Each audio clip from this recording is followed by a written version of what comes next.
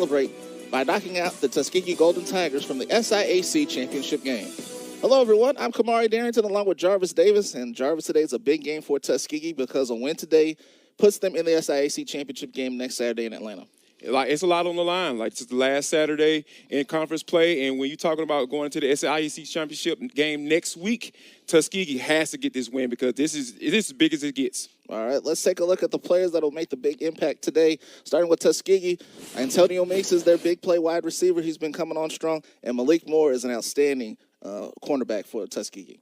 When you talk about Antonio Meeks, he's their big playmaker wide receiver. The quarterback is definitely going to be looking for him downfield. And then Malik Moore, the captain of that defense, he's a guy that is going to be out there looking to make plays. Darius McNeely, an outstanding defensive lineman. And for Miles College, Jamari Riley has been coming on late in the backfield. Jadarius McNeely is a disruptor. He's a guy who's going to get those tackle fall-offs for you. And Jamari Riley, he's an explosive running back looking to break players off. He has a very high average per carry, so he's a big playmaker running back. All right, our two head coaches today. Aaron James, the head coach at Tuskegee. His first season was the assistant coach in waiting last year. He spent 10 years as an assistant under Reginald Ruffin, including 9 years at Miles College, went 42-5 as a starting quarterback at Tuskegee from 1998 to 2001. Sam Shade in the second season with Miles went 1-9 last year, a turnaround season for the former head coach at Pinson Valley High School at nearby Pinson, Alabama. And Shade looking to knock his rival out of the SIAC championship game.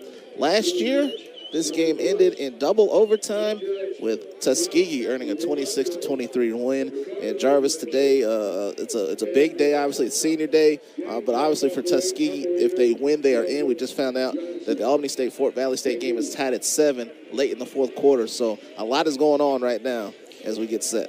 I'm sure the assistant coaches are going to be clock watching or scoreboard watching, on the sidelines as this game goes along, because that's one of the things that is so important for Tuskegee to get this win.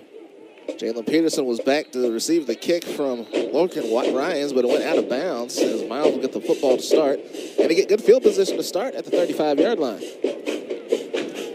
Miles want to get out to a good start here and make sure that, hey, put some points on the board, because at the end of the day, Tuskegee is the one that got all the pressure on them, so it'd be good for this Miles offense to get off to a really good start.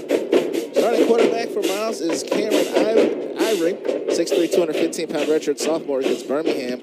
Last week he came in relief of Edwin Kleinpeter, the starting quarterback, and threw for 165 yards, had 2 interceptions as Miles was blown out by Albany State. So obviously Edwin Kleinpeter did not pass concussion protocol. He was knocked out of the first after the first series last week. So he's gonna have to come in and let's see what a week of practice can do for him.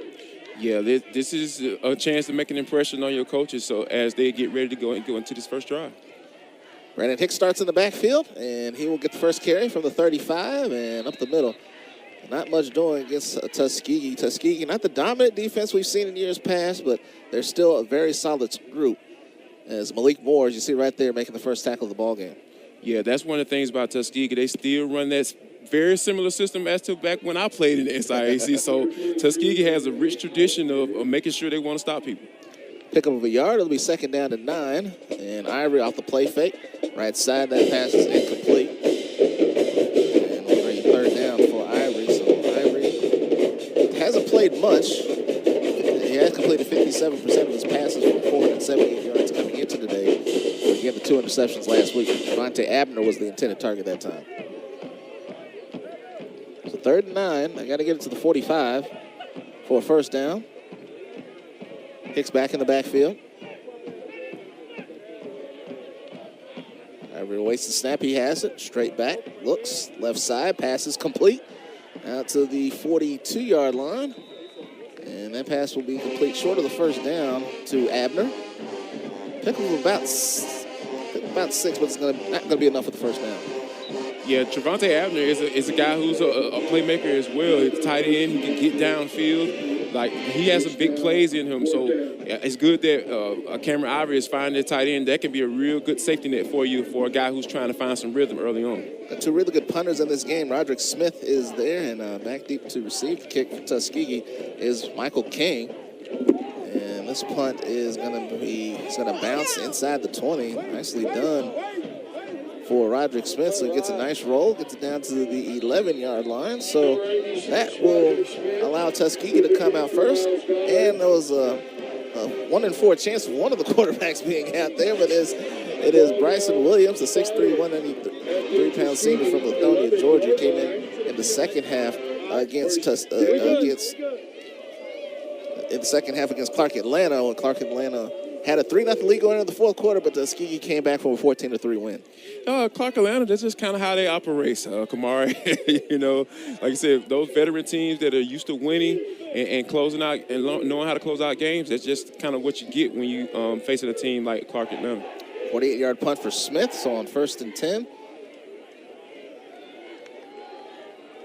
Williams rolls to his right, and he's looking, and now he'll just run with it, and he is down near the 13-yard line, so pick up about 2. And there goes Jermichael Rogers. He's in there on the stop.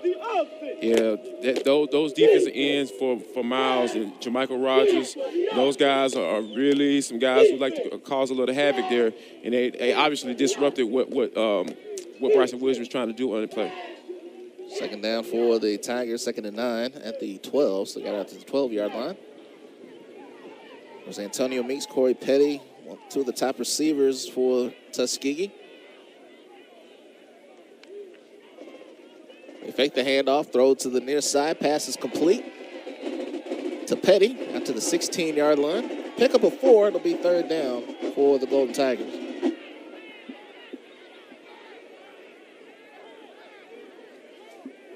Chris Ware made the stop for Tuskegee. Aaron James, he knows what it's like to be under center for Tuskegee. Just found out Albany State got the win, 13-7. So if Tuskegee loses this game, Albany State will head to the SIAC championship game next week. So Albany State, the biggest Miles College fan right now. It's 3rd down. They got to get to the 21-yard line. 3rd and 5 coming up. Got offsides here on Tuskegee. Offense, number 59, 5-yard penalty, 3rd down. 69 is Damian Clark, so they move back 5 yards, back to the 11. Back to the 16-yard line. So it's going to be 3rd and 10 now. Actually, 3rd and 10 from the 11. Almost back to the original line of scrimmage. 4 wideouts for the Tigers. Petty goes in motion. Williams to throw. Left side. Pass is complete. Across the 20. There's Antonio Meeks, man, we talked about before the game, and he's out to the 26-yard line. That one's good for 10 yards. It's going to be 15 yards. It's going to be a 1st down. Really simple route, right? Like they try. Obviously, you can see that they're trying to get Bryson Williams in the flow of the game. Easy little quick connection out there to your playmaker. He makes a play for you, and you put the ball where you can go ahead and get down the field. Second completion for Williams. This is 1st and 10 now for the 26. Left side pass is knocked down. It'll be 2nd down and 10. First incompletion of the game. Looks like Coach James tried to go back to that same type play. Miles College wasn't having it on that one, Kumar. Pull the intended target. Chris Ware knocked it away. It'll be 2nd down and 10. Tuskegee going with 4 wideouts again. That's kind of the formation they like to go with there. 1 back set. Try to get things going down the field. Again, looking to the sidelines. It was the running game that was the big story last week for Tuskegee's. They had nearly 200 yards rushing against the Panthers. They needed all of those yards to pick up that 11-point win. Williams, right side, pass is complete out to the 31-yard line. That one's good to Poole, so Poole makes his first catch of the ball game. They'll bring up a 3rd and about 5 for the Tigers. Yeah, as you can see right here, still going out to underneath routes. Like I said, he's still trying to get Bryson Williams into a nice flow of the game. You bring Poole up underneath, throw a nice, easy completion for the young quarterback. Hollywood, Florida native, Grandis Poole, the Alabama State transfer, making a play there, but it's 3rd down. Got to get out to the 36. Williams, flush to his left, and he's going to run for it. Makes a move. Can he get there? Looks like he is a yard short of the 1st down. Williams almost got there, but It's going to be a decision here for Aaron James. It looked like Williams saw everybody start take off running and turn their backs on him. He tried to take advantage of that and get that first down. Darius Brown on the stop. Looking over to the sideline. Looks like he's going to go for it on this 4th down. So early on, Aaron James sensing maybe he can get some momentum here by picking up this first down.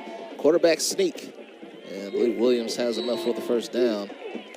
And he does, and that'll move the chains for the first time for the Golden Tigers.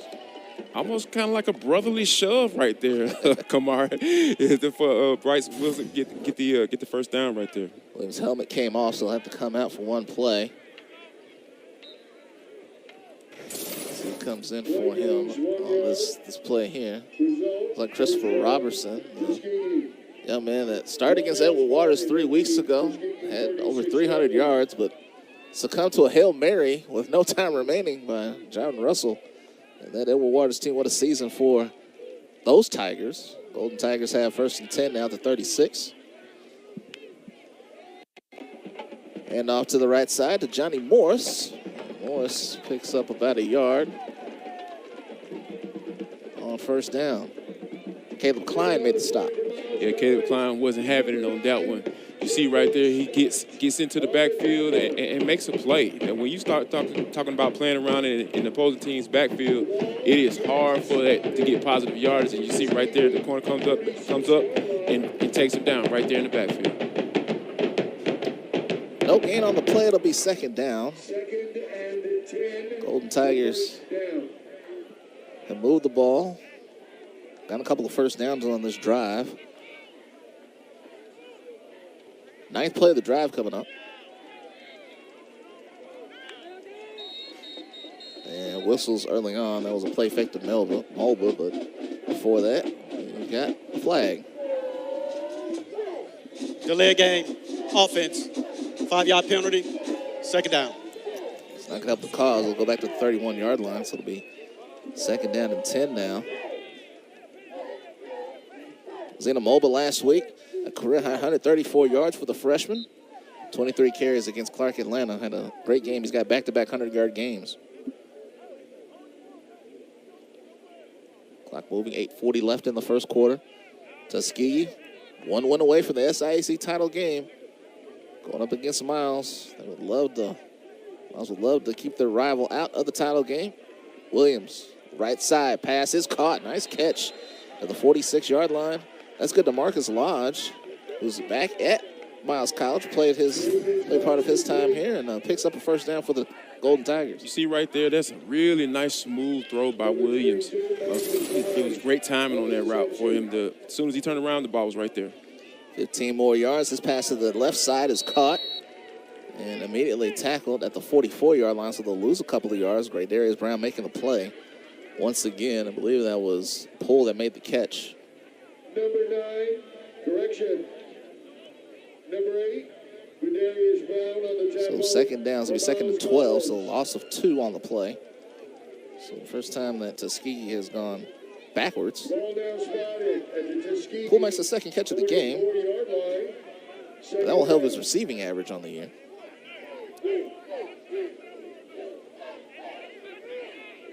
Second and 12. Williams going to take it straight up the middle and dive down into Miles territory at the 49-yard line. Up about 7. It's going to bring up 3rd down. So Williams is using his legs early on in this football game, Jarvis. Yeah, when you think about what Coach James trying to do offensively right now, because Miles is playing a lot of off coverage.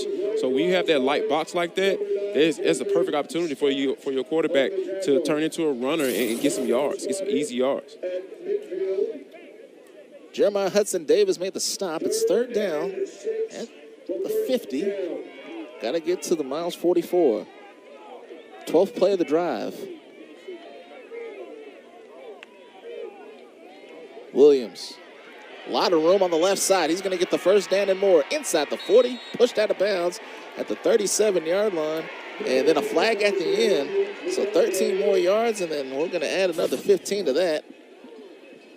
As the defender shoved him out of bounds. That was really good recognition by Williams right there. You see, he recognized that there's pressure. When you're sending pressure like there that. There is no foul for a late hit. Results of the play, first down, Tuskegee. Thought Rogers kind of just held up a little bit, just tried to hold him up there. So Rogers would have been called for, but instead, still a 13-yard gain for Williams, and it's going to be 1st and 10 for Tuskegee. So they're moving the football now at the 37-yard line. So Williams back in, and now 6:22 remaining, and look, we might have a timeout here. We'll come back. Tuskegee's drive continues. 6:21 left in the first quarter.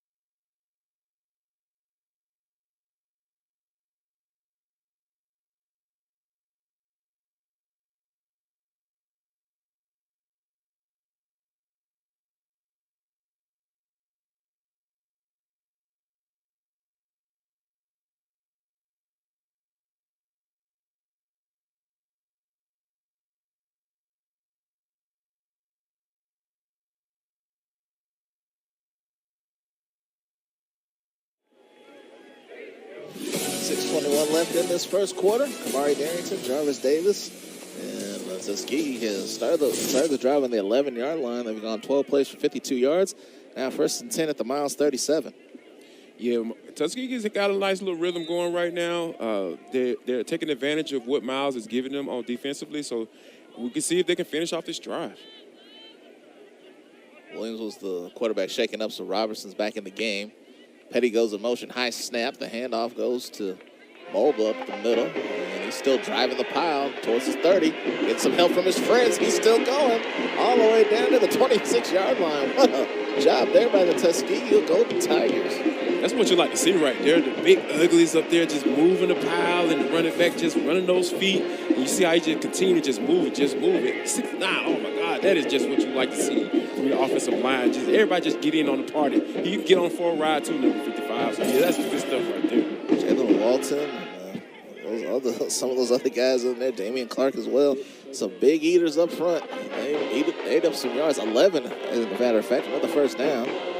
So Robertson, off the play fake down the middle, had a man there. It was kind of cut off. Time was cut off just a little bit, and it'll be 2nd down. It looked like Robertson kind of rushed that throw a little bit. I mean, I know he had a little pressure in his face, but he probably could have been better off putting it on his wide receiver. Meeks to the intended receiver. So now they got Williams back in the game. So, like he probably his stomach was bothering him a little bit before that break. So now he's back out there. 2nd and 10 on the 26. Williams 5 carries for 25 yards so far. He's 5 for 6 for 32 yards on this drive. Off the play fake, Williams looking down the middle. Pass is caught at the 5-yard line. There's Corey Petty. And it's 1st and goal, Golden Tigers. Oh, White Williams is in a nice little zone right now because you see how he executes the play fake. All of the linebackers came up at the exact same time. It gives him room to throw it right over to the top to Petty, and it was just a perfect throw and perfect catch.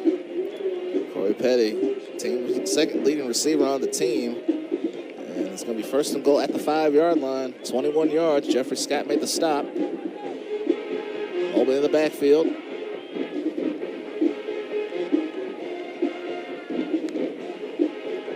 He gets the handoff, coming left side, and he's hitting the backfield. So that one didn't go. Darius Brown with another tackle.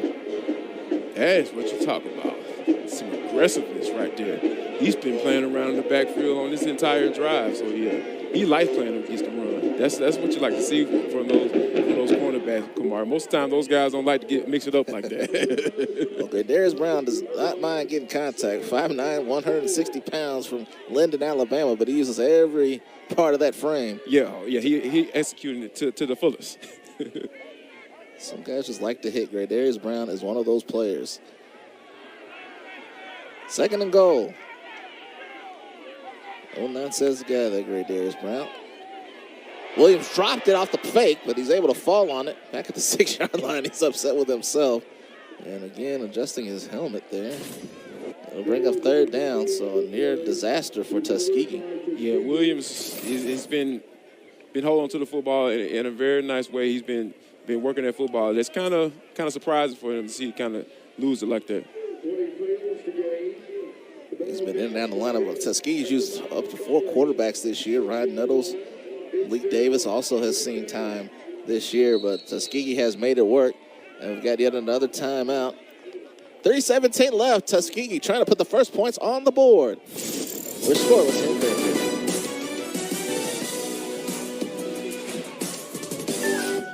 Hey, John, what made you become a Cricket Campus ambassador? Do tell. I live to network. HBCU is all about that. The keyword being network. Oh, like a certain network that has speedy 5G and is a proud sponsor of HBCUs. I see you can take a hint.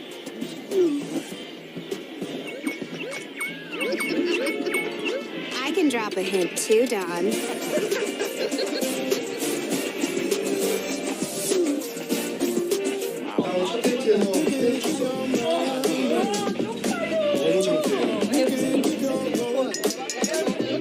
Yeah.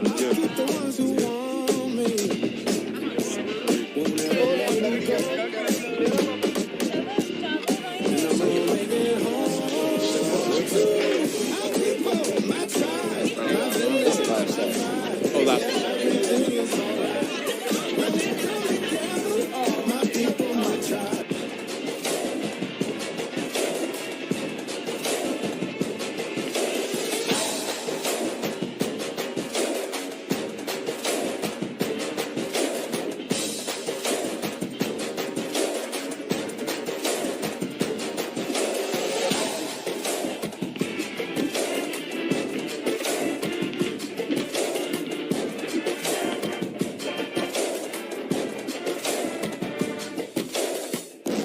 Join the HBCU family. You become part of the tradition of breaking barriers in your community, breaking ground in your career, and bringing it with everything you do. From how you look to how you move in the classroom, on the court, and on the field. That's why Academy Sports and Outdoors is proud to celebrate the HBCU legacy and all those to add to it in their own way. Tuskegee and Miles College scoreless, but Tuskegee is inside the Miles 10-yard line. The 67th meeting between Tuskegee and Miles College. Big advantage for Tuskegee in the series, 48-17-1. And today, a spot in the SIAC championship game on the line for Tuskegee. Benedict is already in. Albany State right now is in the driver's seat as they defeated Fort Valley State. Tuskegee trying to get there. 3rd and goal from the 6-yard line. This is the 18th play of the drive, was started at the Tuskegee's on 11. Williams looking to the right side. Fires. Touchdown, Tuskegee. Antonio Meeks, his 5th touchdown of the season from 6 yards out. And Tuskegee's opening drive goes over 11 minutes, and they get into the end zone. Yeah, that's what you like to see, to be able to close out a drive with 6 points. And just going back to Bryson Williams, I really think that he really executed his drive to the T. When you talk about Miles sending pressure, and he turned around and going to man coverage and taking off with the football, just really good execution by the Tigers offense. Extra point is good by Lorcan Ryans, and so Bryson Williams leads an 18-play drive, 89 yards, over 11 and a half minutes. Tuskegee 7-0 on top of Miles. More after this from Fairfield on ESPN+. Tuskegee 7, Miles Holmes nothing.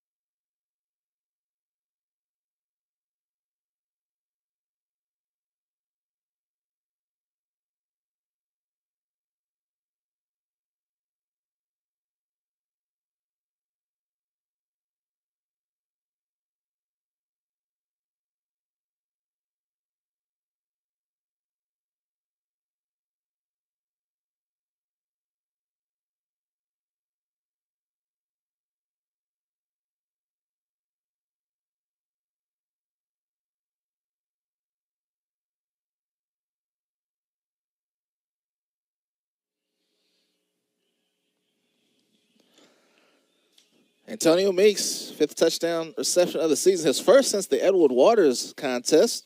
He had 179 yards, 9 receptions in that big game in his return from injury. He's been on a tear ever since then.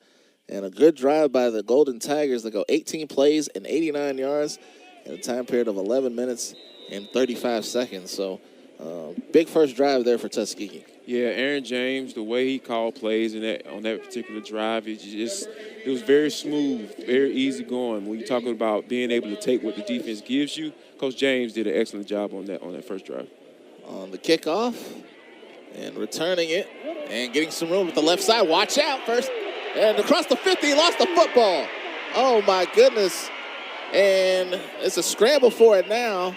And Tuskegee's pointing their way. Looks like they've got it. It was a great-looking return by the kickoff returner. I think was Deontez White. He was on his way perhaps for a touchdown, and then across the 50, just coughed up the football. And those are the kind of mistakes that Miles has been plagued with the last few weeks. But again, just kind of lost it. I think he was trying to switch hands, and it just came out of his hand. It just came out of his mitt, and it is going to be Tuskegee football. And Deontez White's got to be feeling pretty bad right now. Yeah, there's no worse feeling than being able to have that feeling that, oh, yeah, I'm about to take it to the house, and then next thing you know, oh, I fumbled the football. Oh, they recovered it. Now they got the opportunity to take advantage of a turnover. Yeah, those sequence of events, I'm feeling there's no one feeling any better than him right now.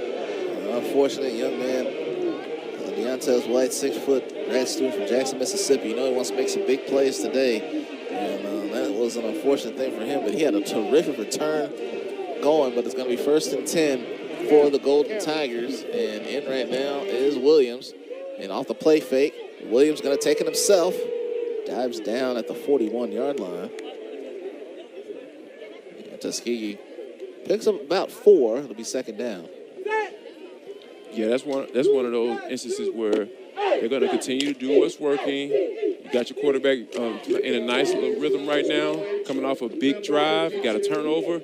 I think Coach James now is probably going to be looking to see if he can go up top to take advantage of this turnover right off the bat. And Darius Brown already has 4 tackles. He made another one on that play. We'll be talking about him a lot this afternoon. Second down and 10. Golden Tigers looking to get to the SIAC championship game. Already a 7-0 lead and looking to add to it. Hand off right side this time. Goes to Mulba, and Mulba picks up big yardage as he crosses midfield. 11 more yards for Zena. That's a first down for the Golden Tigers. Yeah, Mulba just really smooth. Really, as you see, he coming up behind his, right off his offensive lineman's butt.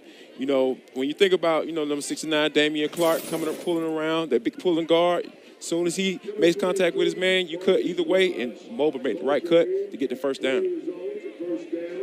11 more yards. McNeely made the stop. Golden Tigers, they love to get a touchdown on this drive to really put a stranglehold on this lead for Miles. Petty going in motion here on this 1st and 10.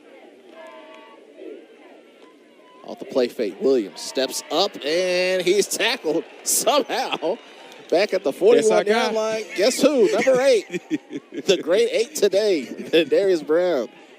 Yeah, he's trying to get the ball back for his team. That was an excellent play. Looks like Williams was about to be able to escape right there, but he just stepped right up. Darius just stepped right up and just made the play. That's what I'm talking about right there. That's what you talk about, a guy just getting up in there, mixing it up.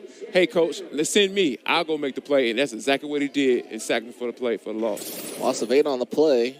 Back to the Tuskegee 43, so this is going to be a 2nd and 18. As the final minute of the first quarter winding down, Darius Brown, he's woke up on the right side of the bed this morning. He's ready to rock on senior day. And the handoff to the right side.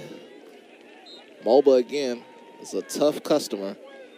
And Zena takes it to about the 48-yard line, so another 5 yards for him. Tuskegee's starting to get a little motion with this running game too. You gotta be careful. If you're able to get to the chance of being able to pass and run, having a two-way go on offense, it's like what I like to refer to it as. Miles this game can start getting out of hand when you're talking about an offense being able to do both aspects of the game.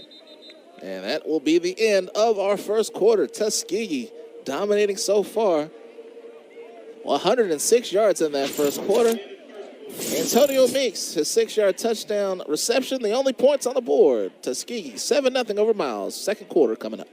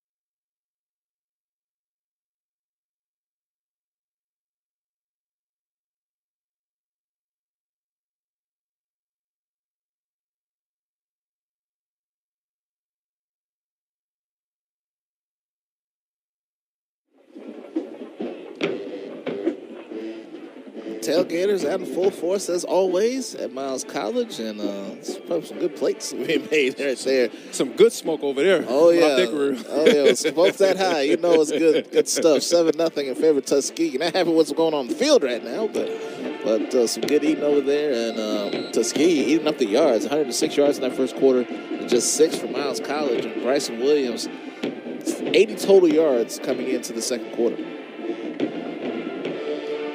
First play of the second quarter is a 3rd and 13. Got to get the ball to the 39 of Miles, and Williams looking to throw. Steps up, and he's going to run for it. He's got a lot of room he's got to make, but he's just going to slide down at the 46-yard line. No real room to really operate there. So it's going to be a quick series. The Cradarius Brown sack took Tuskegee out of the rhythm. It looked like Williams had a Petty down there in the flat right there initially, but he decided to take it with his feet because he's been getting that all day. So I really don't blame him for taking those easy yards right there. And James, former quarterback in his own right, talking with Williams about that last play. And, of course, Jarvis, you played against old Aaron James. What was he like as a quarterback? Oh, man, they had a whoop stick back then. Tuskegee was a very good football team back then. Back in 2000, the Black College National Champions. And, yeah, they had a couple guys that actually ended up going to the NFL, too. So I'm not surprised Coach James is out here coaching and doing a good job calling plays today. That punt taken down toward the 14-yard line. So he'll mark it at the 15. And Cameron Ivory back out for his second series. Miles has not had the ball that much. He had a lot of time to think about exactly. what they're going to do when they come back on the field. No question about it. Yeah. I'm good for 39 yards, so let's see what Ivory can do here on this first down. First and 10 from the 14. This time they'll hand it off. Left side, this is Hicks. Hicks runs over his own lineman. Get out near the 20. Second down coming up for the Golden Bears.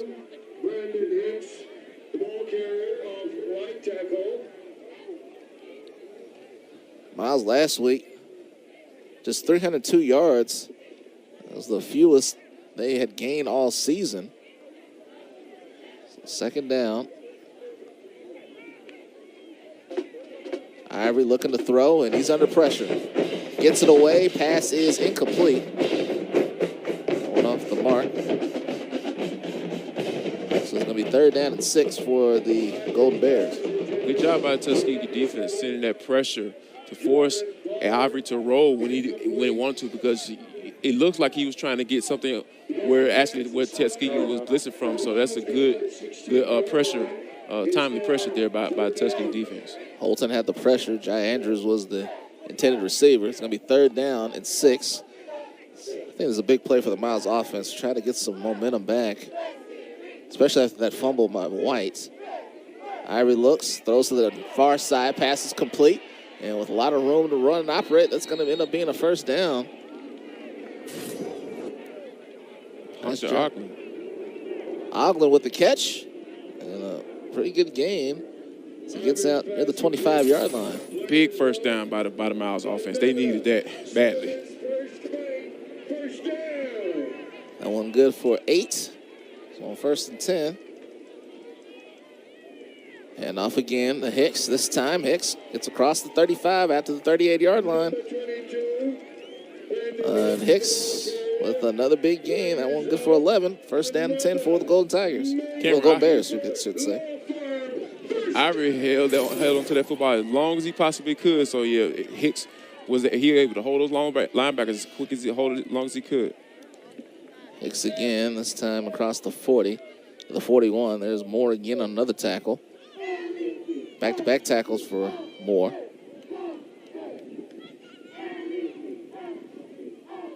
Hicks to the 40, 2 more yards. Vincent Hill also on the stop. Hill, second leading tackler on the team.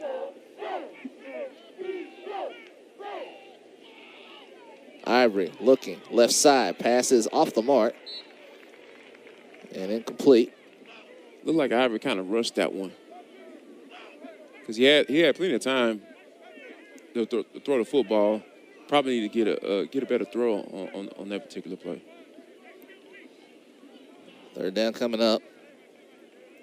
3rd and 8 from the 40-yard line. Got to get to the 48. Oglen again, the intended target. Blitz shown, and here they come. Ivory steps in, and what a catch. At the 45-yard line, it's going to be a first down. What a terrific play. And Ivory gets a big help from his receiver on that one. Oh, my goodness. Like, he's been a little high all afternoon here, but like I said, his wide receiver went up. It's just absolute all hands right there. That's what I'm talking about. Ivory standing in there knowing he's going to take a lick. There's another big catch down to the 15-yard line. Here comes the Miles offense. 1st and 10, Oglen with another catch. Hunter Oglen getting into a nice little rhythm right here. Like, Ivory is making some excellent throws. His wide receivers making plays for him. That the previous reception was by Josh Ruff. That was 15 yards. That one gets down to the 14, so a 31-yard carry. And now they'll try to run it, and Moore says, That one to Riley. Oh, wow. Ivory right here gets on the pass. He throws that right on the line, right in front of the safety. That was an absolute dime right there, right on the cornerback's head. That's what you're talking about right there when making a big-time throw right down on the hash mark right there. Second catch for Oglen. And like you said, Ivory getting into a nice rhythm. But now he's got 2nd and 10 from the 13. Flags are down. That pass is off the mark, but might be a free play here. Yeah, offsides on Tuskegee. Offside, defense, number 26.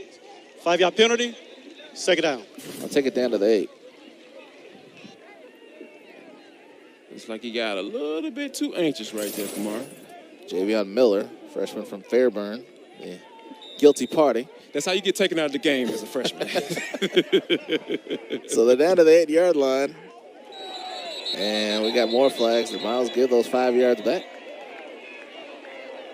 They have.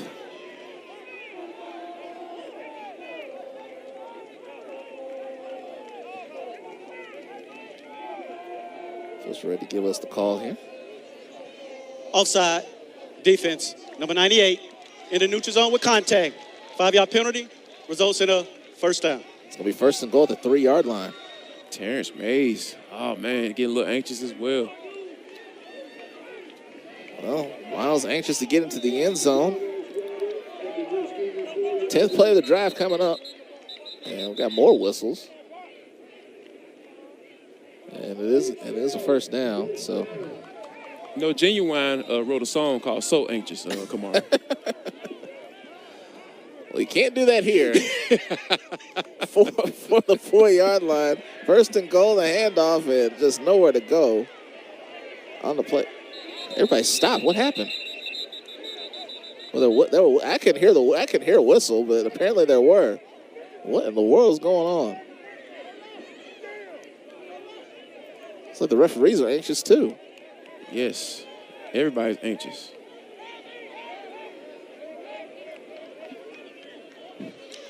Offside, defense, number 98. Penalty is half the distance to the goal. Replay, first down. Boy, that's wow. Tuskegee, the defense is helping What's out in the Miles. gasket? Tydarius Wells was the guilty party that time. So 1st and goal from the 2. So we've gone from the 8 to the 4 to the 2. They keep cutting this yardage in half. Ivory fires, wide open man, touchdown. Miles. Abner made the catch. Did he hold on long enough?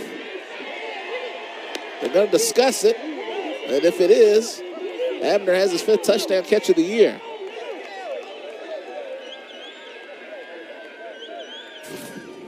And it's a touchdown for Miles. It's 7-6, 10:32 left in the quarter. And this pass, perfect from Ivory. Yeah, Javonte Abner is, like I said, he's a playmaker. And not surprised at all they found the big tight end down there in the red zone. Snap was down. Good job by the holder to get it down. Kick is up and good. So Miles able to match the touchdown from Tuskegee. 2-yard touchdown from Abner. 7-7 here at Fairfield. In the NFL, that would be a drive.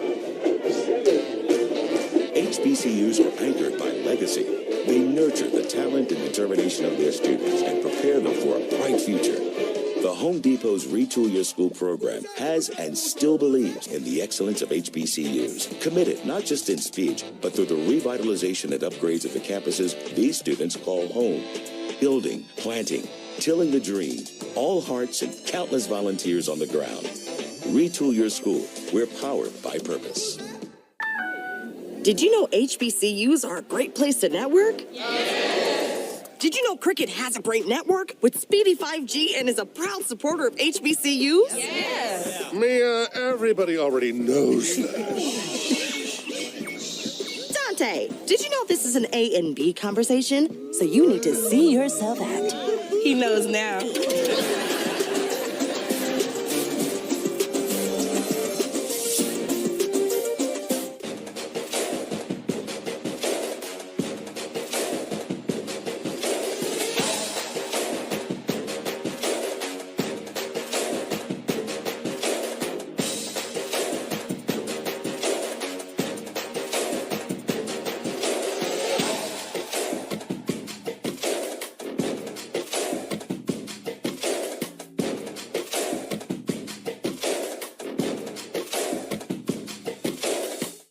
You join the HBCU family. You become part of the tradition of breaking barriers in your community, breaking ground in your career, and bringing it with everything you do. From how you look to how you move in the classroom, on the court, and on the field.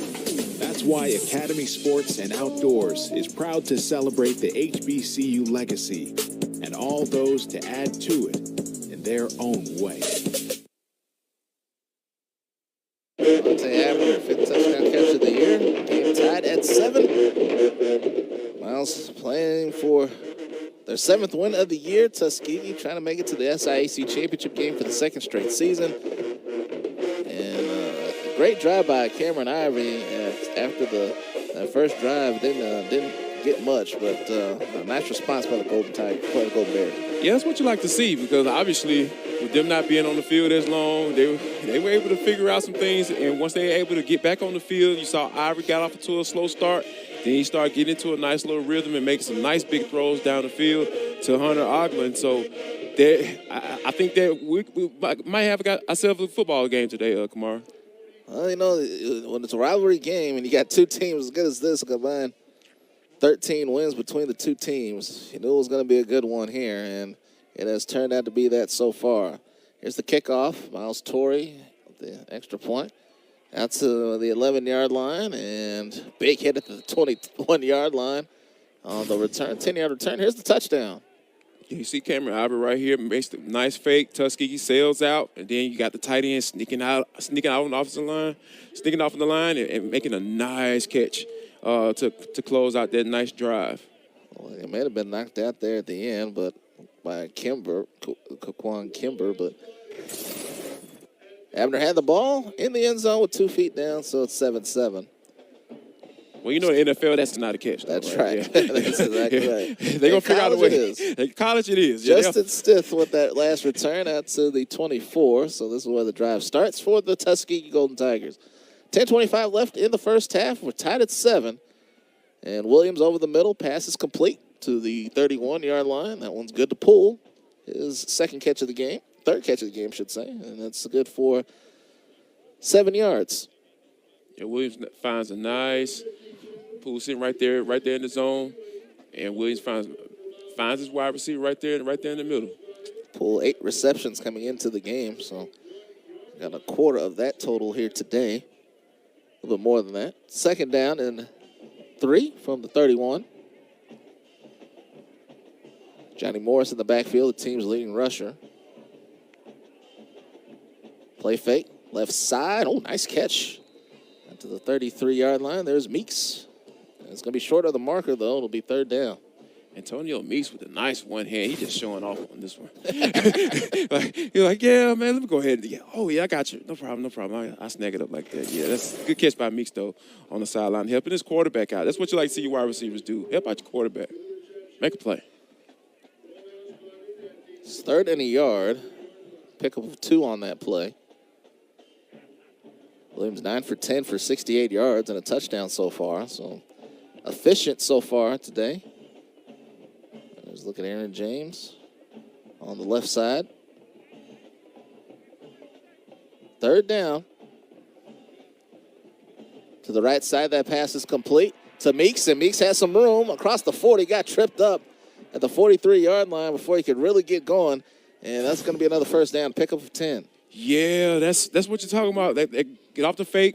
Right there, Meeks makes a man miss, and I'm talking about a touchdown-saving tackle right there because Antonio Meeks, he was almost got into second gear, Kamar. He couldn't get there, but thankfully he was tackled because Meeks was looking trying to take that one to the house. Marius Brown makes the tackle. Meeks with his 4th catch of the game. 1st and 10. Ball at the 43-yard line. Golden Tigers looking to take the lead again. I think this game offensively has opened up just a bit as Williams takes it straight up the middle, gets across the 45 to the 46-yard line. And another 3 yards for Williams. So Williams really has been dominant with his legs in this ball game. Looks like Coach James came into this game saying, hey, we're going to be able to take advantage of your leg ability today, Mr. Williams. And like I said, breaks him off for a nice little run. Up 100 total. Actually, he's over 100 total yards now. 107, 78 passing. 2nd and 7 from the 46. Golden Tigers and Golden Bears tied at 7. 67th meeting. SIAC championship implications on the line in this one. Williams over the middle. Pass again. Complete to Meeks. That's his 5th catch. Stopped short of midfield. And it's going to bring up 3rd down.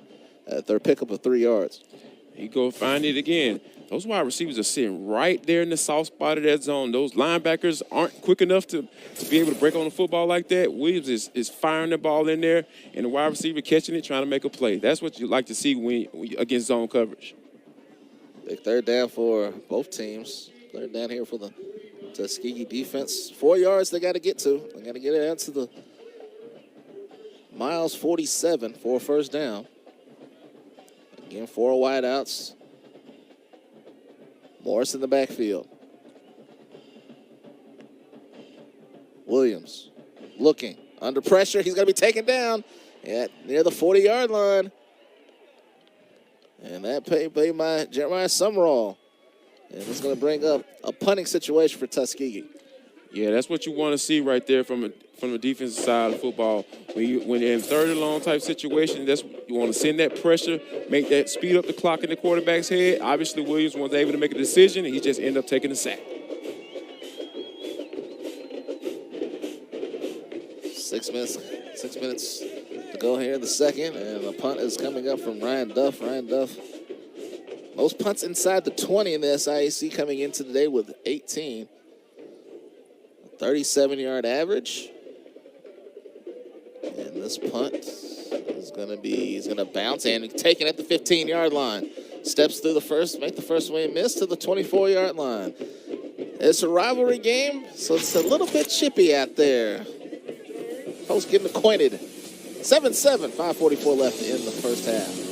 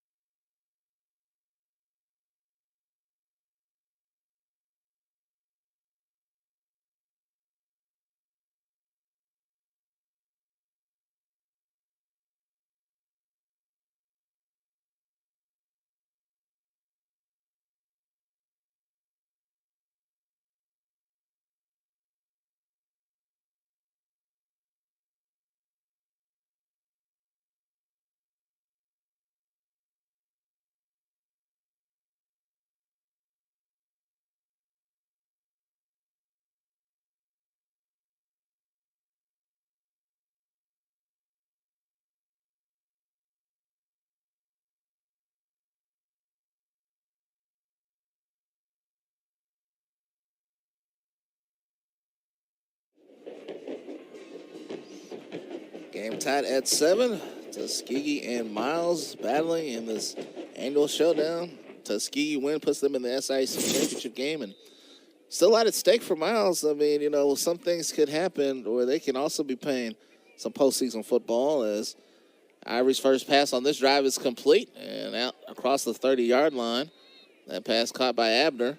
So another catch for the big man. And it's going to be close to a first down for the Golden Tigers, for the Golden Bears. Yeah, you gotta feed the big guy, because, like I said, Abner is a weapon, and I think that the more Ivory starts to find Abner, the better this offense will do, and the better this offense will move down the field. Gain of 8 on that first down, so it'll be 2nd and 2 for Abner, for Miles.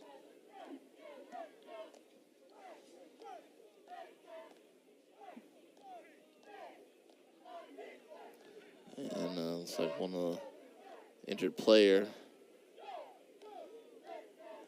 Let's see who it was, but he's on the sideline now, so 2nd down.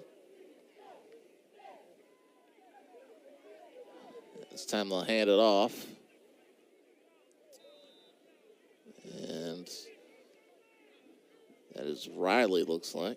Yep, Jamari Riley. Not much doing there on 2nd down. It's going to be 3rd down for the Golden Bears. That's one thing about Tuskegee defense. They always wanted to create piles and allow their linebackers to run up and come make plays. You see all those jerseys that was around? Jamari Riley right there, that's exactly how the defensive coordinator for the Tuskegee Tigers wanted to look every time when they turn around and try to hand their football off. Caleb Harrell in there on the stop. It's going to be 3rd down. Ivory over the middle. Pass is complete. 1st down and more. Across midfield. Watch out. There he goes. Jalen Peterson inside the 10. Pushed out of bounds. Hits the pylon. I'm going to say he's out of bounds inside the 5-yard line. Jalen Peterson from Cameron Ivory. He's thinking he's got a touchdown, and the official's going to talk about it. Wow. Tuskegee sends pressure. He finds his hot read right there. Jalen Peterson almost get caught. Don't let him take you like that. Don't do it. Oh, it looks like he may have gotten in the end zone right there, Kamar. Well, got him knocked down inside the 5-yard line. And there's King. We saw him make a saving tackle like that against Edward Waters on Nathan Rimbert. That right foot was inside, was inbound. So it looks like that should be a touchdown. I think that should be a touchdown. In the event, they've got Miles at the 2-yard line. A 67-yard pass play. So Ivory, as again, they're still discussing it, but they're going to say Peterson was out of bounds. Let's take one more look. King pushed him right there. The right foot comes down inbounds, and then some pylon. That should be a touchdown. The question is that right toe. Does it have a size 10 or a size 11 shoe?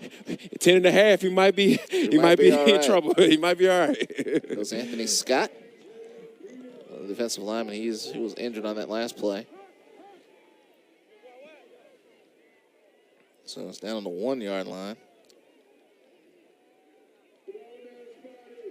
So a 68-yard play, and Miles has a chance to take the lead here with 4:20 remaining. Ivory, quarterback sneak, still pushing. Did he get in? Looks like he did. Touchdown, Miles.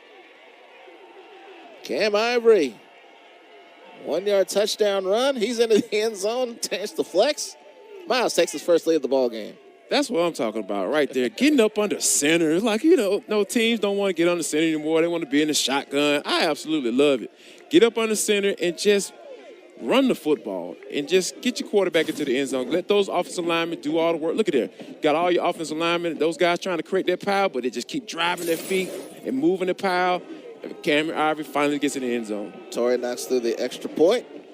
Miles College up 14-7. Cam Ivory, after a 68-yard pass, runs it in for 1 yard down.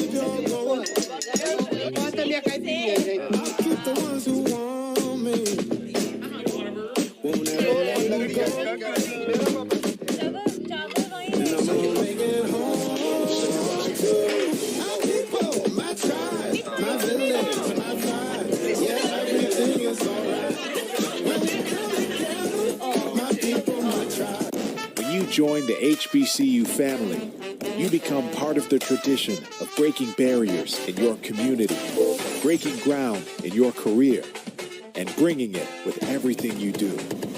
From how you look to how you move in the classroom, on the court, and on the field.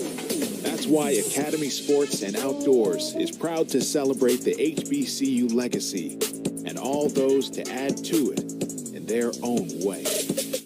What are you guys doing? Learning that HBCUs are not only about networking, there's also secret handshakes. That's cap. HBCUs do not have secret handshakes, right? You mean this secret handshake? Cool. Wow, these guys are almost Cricket 5G fast. We're kidding. There's no such thing as a secret handshake. Or is there? Whoa, that's how you do it.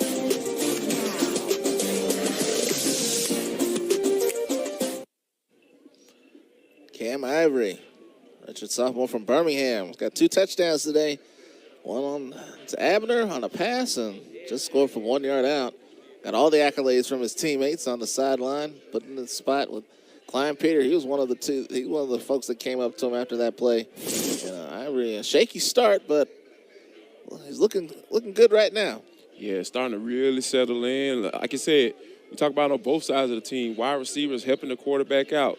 High throws, you see those guys going up and snatching those bad boys down and getting up fields, and that's what you've been seeing from both sides of the team today, both sides of the field. But yeah, Cameron Ivory doing a really good job of settling in.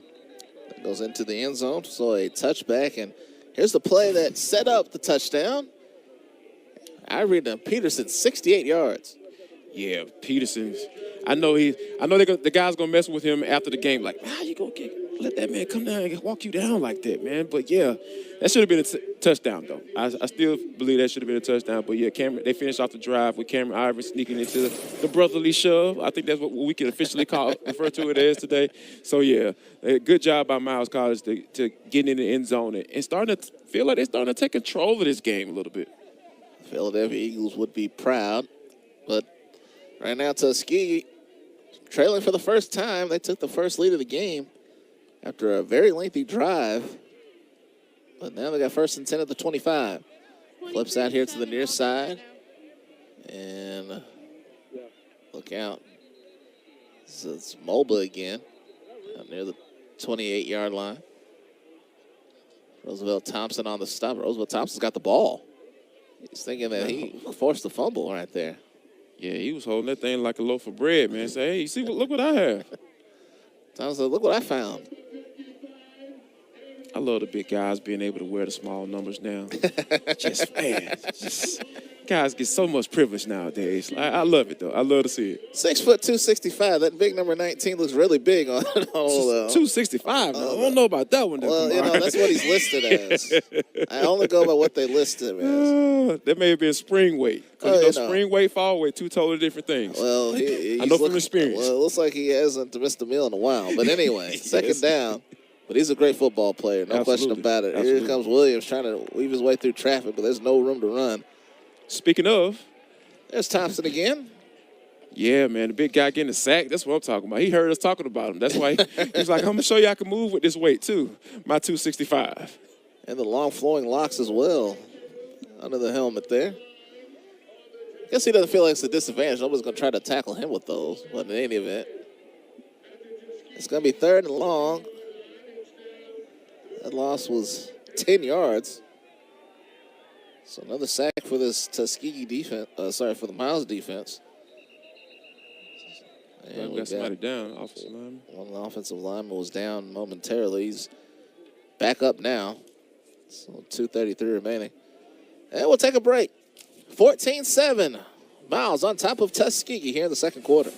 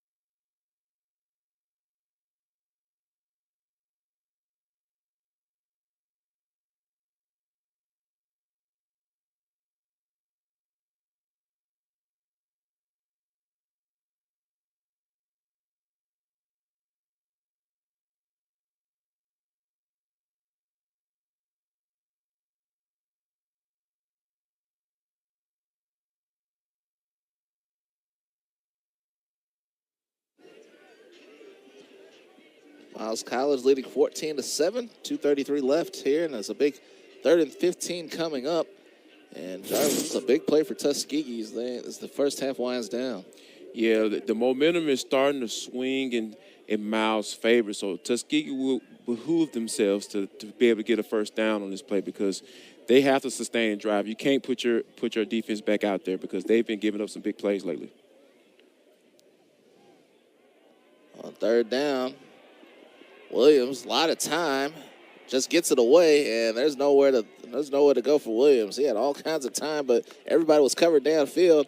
It's going to be another punt for Tuskegee. Excellent coverage downfield by the Golden Bears because, like you said, it seemed like it was kind of like a slow with their rush because they didn't want to allow Williams to get outside because we know he's been willing to take off a lot. So, yeah, that's a good scheme by the defensive coordinator for the Golden Bears right there to say, hey, don't let them get outside, make them make a throw, and we know that our DBs on the back end are going to be cover those guys downfield. Speaking of one of those DBs, great Darius Brown is back deep. This punt from Duff. And Duff gets the punt away. Brown lets it bounce at the 40, steps through, now tries to reverse his field, and that was a bad mistake there. Should just kept going straight. As the Tuskegee special team stops him, and Brown, who's had a terrific first half, especially on the defense side, is down. And, well, for Miles, you've got 2:01 left, 2 timeouts. Got the ball in decent field position. A chance to really go up 2 scores here before halftime. Yeah, this is real big. Like I said, the momentum is in Miles' favor right now, and Tuskegee has to get a stop. But it is a great opportunity for Cameron Ivory and this big play offense that we've seen for those guys to get another score on the board and really drive that nail to at least put one nail in the coffin, I say. Ivory on first down, looking. Down the middle, pass is, just over the head of Oglen and almost near interception. This Tuskegee defense has 17 interceptions. That's the most in the SIAC, so Ivory's got to be careful. Yeah, Michael Davis looked like he was trying to get him one right there. Michael King, excuse me. Trying to get him a nice little interception, add to that 17 interception total. So they dodged a bullet there, 2nd down, because it was over the head of Oglen, and King was sneaking in. 1:55 left. Ivory, left side, pass is complete. And with some room to run, that's Josh Ruff off across midfield. He's going to have a first down. Miles College moving the ball here in this first half. Yeah, that's the thing right there. Tuskegee is giving them those plays, but they're not coming up and make the tackle. But if you're going to play off, you have to come up and make the tackle because that's the whole point of it, right? You don't want to give up the big play, but if you are giving up that in the first place, that's just not a good sign. 17 yards on the play. This next pass is caught over the middle by Ruff. And it's a short game that time. Hill on the tackle. And timeout called by, I believe timeout was called by Miles. 1:32 left in this first half, and 2 timeouts left for the Golden Bears. So Jarvis, an impressive first half for Cam Ivory after the slow start. He's now up to 8 for 12 for 124 yards. Yeah, that's the thing. It took him some time. He had a couple throws that overthrow his guys. Probably a little bit of excitement of being able to step in for Klein Peter. But you've seen him start to settle in and find those guys. Because one thing coming into this game, I thought that Tuskegee's defense was susceptible to the big play. I don't think that they don't play with our discipline that much. But what you've seen right here is you've seen a guy like Cameron Ivory come in and to be able to take advantage of that. And that's what they've been able to do this first half. Senior day, of course. Festivities here. Looks like it's homecoming or the Mr. and Mrs. Miles and the rest, Miles College and the rest of the court there. Senior day, always part of the pageantry of an HBCU football game. Gotta love it. 2nd down, Ivory. Well, he stays hot. Pass is caught. Another missed tackle and down to the 35-yard line. That one good for 11 for Ruff. So he's got 3 in a row. And Ivory is starting to pick up a rhythm here. Yeah, it seems like they found something right there. Michael King, again, they're kind of going at him right now because, like I said, Ruff got several catches in a row right here. Moore made the stop. Ivory just throwing short and letting his playmakers make the play. Now Ivory looking. Left side again, another open receiver. This time out of the backfield, Brandon Hicks. And that's another good gain on first down. And Miles, 1:03 left. He stepped out of bounds, so under 2 minutes, that clock's going to stop. That one good for 8 yards. Ivory just looks so really comfortable in the pocket right now. Tuskegee was trying to send some pressure early on, but it seems like they're playing a little soft coverage right now, and Ivory just picking it apart, taking advantage of it. He's 11 for 15 now for 174. That's going to be 5 yards back for Miles. Almost the entire left side of that offensive line moved. And that's going to be the first penalty against Miles in this game. False start, offense, number 74. 5-yard penalty, second down. Jason Stovall, redshirt junior from Atlanta, the guilty party. Jason got to hold what you got right there. It looked like Tuskegee was almost jumped off sides on the right side of that offensive line, but Stovall just couldn't hold his water. First penalty against Miles. Tuskegee, 5 penalties for 16 yards. Ivory over the middle again. Pass is caught. Another short gain. That one good to Abner. So they got some of those penalty yards back. And another timeout. Looks like it's going to be called by Miles. So with 56 seconds remaining, Miles College with third down coming up. It'll be third and about 4. And again, Jarvis, the SIAC championship, halfway set. Benedict finished the regular season undefeated. They defeated Allen today. So they're 10-0, finished 8-0 in SIAC play. And for Tuskegee, chance to go to 8-2, a chance to win the second spot in the SIAC title game. But you look at this Miles College team, they've come out here on senior day and really had a slow start, but they've come on here in this first half. Yeah, it's been really good, really cool to watch a team, like you said, get off to that slow start. Your quarterback get off to a rough start. You know, your defense was on the field for a very long time in that first drive that ended in a touchdown for the Tuskegee Tigers. So right now you're starting to see the momentum swing right on into Miles College's favor, like they're at home, and they're really looking like they're trying to capitalize off of this drive right before we go into halftime. 3rd and 2, got to get to the 25. Ivory dropped the snap, it's a fumble. And Tuskegee looks like they've fallen on top of it. Well, they're pointing that way. Lee Moore certainly thinks so. Defense, I always think they got it. And it is Tuskegee football. Wow. And a fumble that is not going to make Sam Shade happy late in this first half. Yeah, that's exactly what you don't want to happen in this particular case. You at least want to be able to put yourself in field position to be able to get a field goal, at least in this drive. But a turnover like that, and I think Tuskegee has to take advantage, right? They have to take – I feel like this first play, you have to take a shot down the field because you want to be able to get your offense to a point where you try to make a big play right here. Anthony Scott made the recovery out of Montgomery, Alabama. So Tuskegee, 2 timeouts left. And they will have the ball at the 25-yard line. The 30-yard line. Bryson Williams got to be looking downfield on this first play.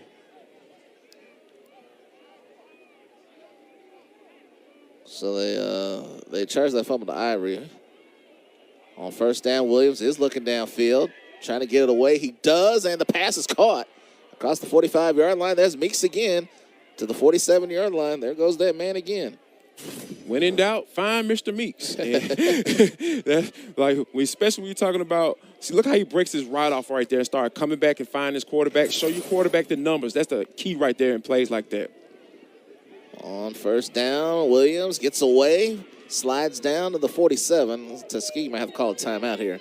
22 seconds left to play. So Williams got what he could get. Took him about 6 yards on the play, and second down coming up after the timeout. You can't take him to the locker room with you. Use it or lose it. 22 seconds left. Coming up at halftime, we'll talk about the first half. Also, update the standings in the SIAC, and we've got some bonus highlights for you for the finish of the Albany State Fort Valley State game, as Albany State defeated Fort Valley State and now has a chance to make it to the SIAC championship game, and things are going the way that they wanted it to, because Miles is leading right now 14-7. Tuskegee win puts them in, but Albany State is in with a win. Of course, they knocked Miles out last week, so Miles not exactly returning the favor, but a chance to put the team that beat them last week into the title game. Yeah, that's what you look for, like, because there are rivalries all up and through this conference. When you think about Miles, being in Alabama, Tuskegee being in Alabama, those interstate rivalry, that's what you look for, right? But I think that Albany State getting the opportunity, they are big-time Miles College fans right now.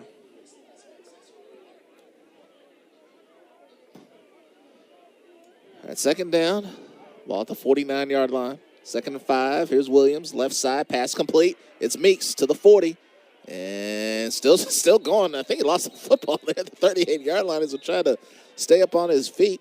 That one is good for 11 yards, and stop the clock with 9 seconds remaining. So they picked up 10 on the play.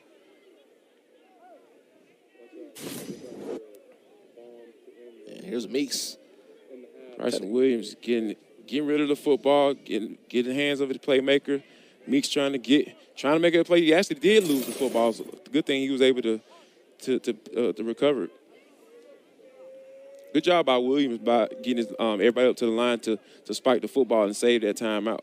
Meeks has 7 catches already for 57 yards. That's another look at Roswell. Okay, maybe he's not 265. Yeah, that's not 265 right there. I'm sorry. Well, he's 6 feet tall. Maybe yeah, I give him height. I give him height all day. He carries it well, however he does. weighs. Anyway, the big man can okay, move. we're off of that. Now, all right. Timeout called by Miles with 9 seconds left. And what a season it has been in the SIAC. I mean, you look at all the teams that were in the race up until really the last couple weeks. Edward Waters and Allen. What a season for Edward Waters. I called their Hail Mary win 3 weeks ago, and Allen, despite the loss today, 7 wins.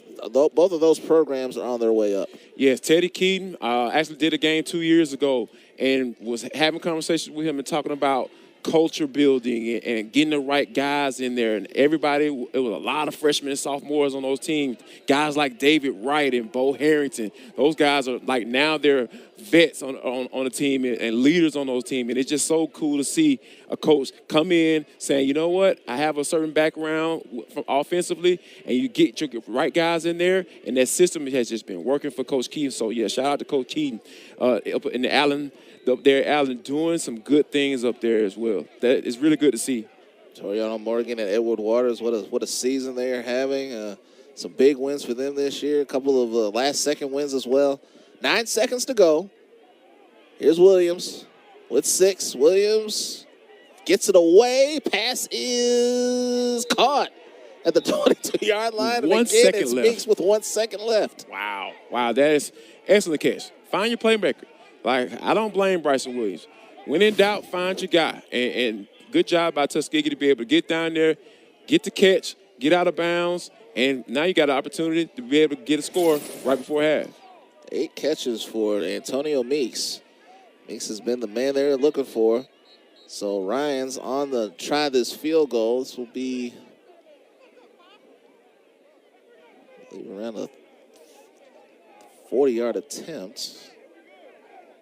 1 second remaining, and I think a timeout has been called with 1 second to go. So kind of a first half we expected. 2 teams combined 13 wins, 13-5 coming in, and it's a rivalry game, and we've seen, a little bit of the chippiness early on, but all in all, it's been a pretty well-played football game. Yeah, it is 2 really good football teams going at it, trying to find their way to be able to, hey, we want to compete, we want to get this win at the end of it, and that's what you want. Give yourself an opportunity to be able to win a football game in the fourth quarter. And Tuskegee's trying to get 3 more points right here before we go to half. Lunkin Ryans tied for second. Field goals made with 10 for 14. As long as 40, this will be a 40-yard attempt from the left hash mark. Make it a 4-point game. Snap down. Kick on the way. Looks online, and he puts it through. So Lorcan Ryans with a 40-yard field goal, tying his long for the season. And we'll have a 14-10 halftime score. We've got halftime coming up. 14-10. Miles and Tuskegee battling. Final Saturday in the SIAC. Coming back with halftime in just a moment.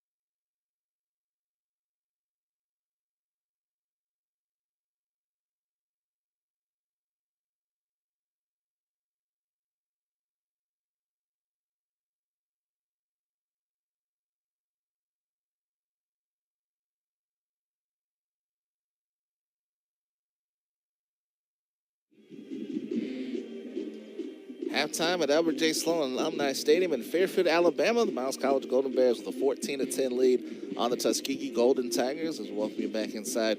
Kamari Darrington and Jarvis Davis. And Jarvis, well played first half. Mistakes on both sides, big plays on both sides, and we got a close score here at the halftime. Yeah, I really like how Miles College was able to take advantage of Tuskegee's defense. Like I said, I talked about coming into this game how they were susceptible to two big plays, and Miles has been able to take advantage of that, specifically with the quarterback position in Cameron Ivory. All right. Well, it's a big day in the SIAC, final Saturday in the SIAC. So let's take a look at some of these scores. And of course, Benedict completes another undefeated season, 37-9 over Allen. And somebody had to win it. The battle of the AUC. It goes to Morehouse for once again, 35-21, big win over there. Yeah, big win over there. We talk about two programs that kind of traditionally haven't been like at the bottom of the conference, but like when they get together, it is definitely a rivalry that you have to be able to pay attention to.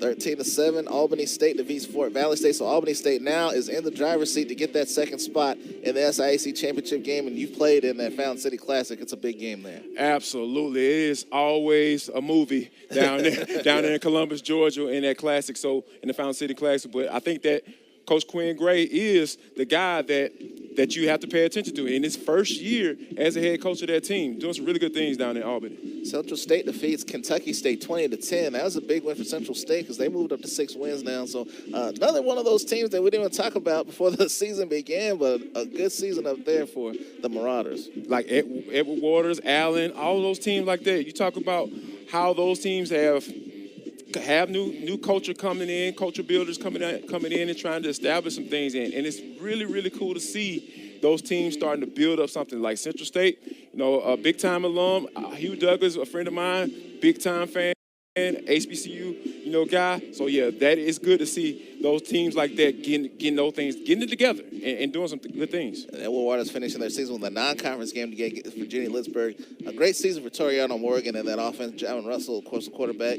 Johnny Jones and Nathan Rember. They've got a good thing going down there in Jacksonville. Well, yeah, Coach Morgan is a really good guy. HBCU alum as well, a Tennessee State University. So, yeah, he's doing some good things. And when you talk to him and like leading into football games, you understand that, hey, I'm building something. I got something going on, some good things going on, because traditionally those teams haven't been great. And it takes a lot to establish a culture down there, and you start to see Coach Morgan start to do that. Savannah State and Lane, we're trying to get those scores. If you know it, text somebody and let us know what that score is. Savannah State and Lane, again, 2 more teams there in the SIAC. It's going to be a great second half here. Miles College and Tuskegee. Got more halftime for you after this.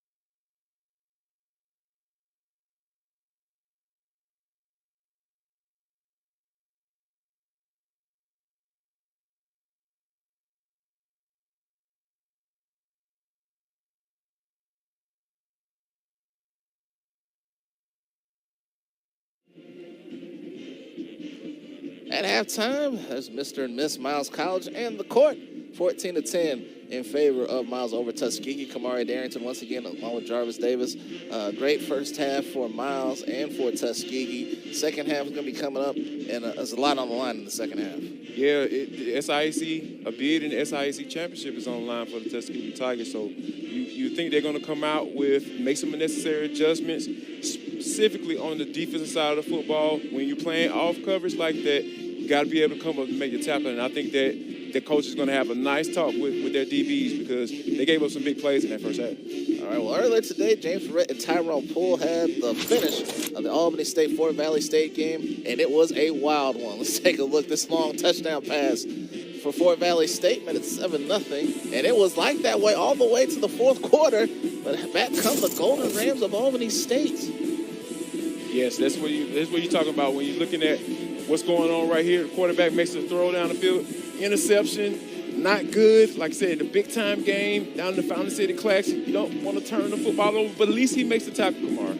All right, but later on, Albany State would tie it up late with this touchdown run, made it 7-7, and then it got down to the nitty-gritty in a big game in the SIAC. This interception with about 3 minutes left to go, setting up the final touchdown as Albany State finds itself in the catbird seat right now. You see him getting down.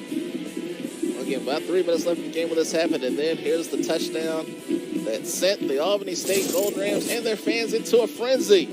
13-7 is the final, and Albany State in position right now to get to the SIAC title game with a win by Miles. So Albany State, of course, big fans of Miles College here in the second half as they get set, as they look to take on Benedict. When you look at Benedict, it really doesn't matter who they play. They've been dominant in the last 2 years in the SIAC. Yeah, Coach Berry has done an excellent job, coaching those guys, getting those guys down where they feel like they need to be because, like this conference has gone through like waves, right? You had Miles had their run for a little while. You had Benedict had their run for a little while. Albany State, we had our run for a long while when it went as far as winning the conference championship. So I think that's the thing that you look for in this conference. And Benedict, now it's their turn. And you look at the divisions, no divisions any longer. We had a very exciting race. And you could possibly have two teams that were East Division rivals going at it. And the first meeting between Albany State and Benedict, of course, went to Benedict. But, of course, Albany State would love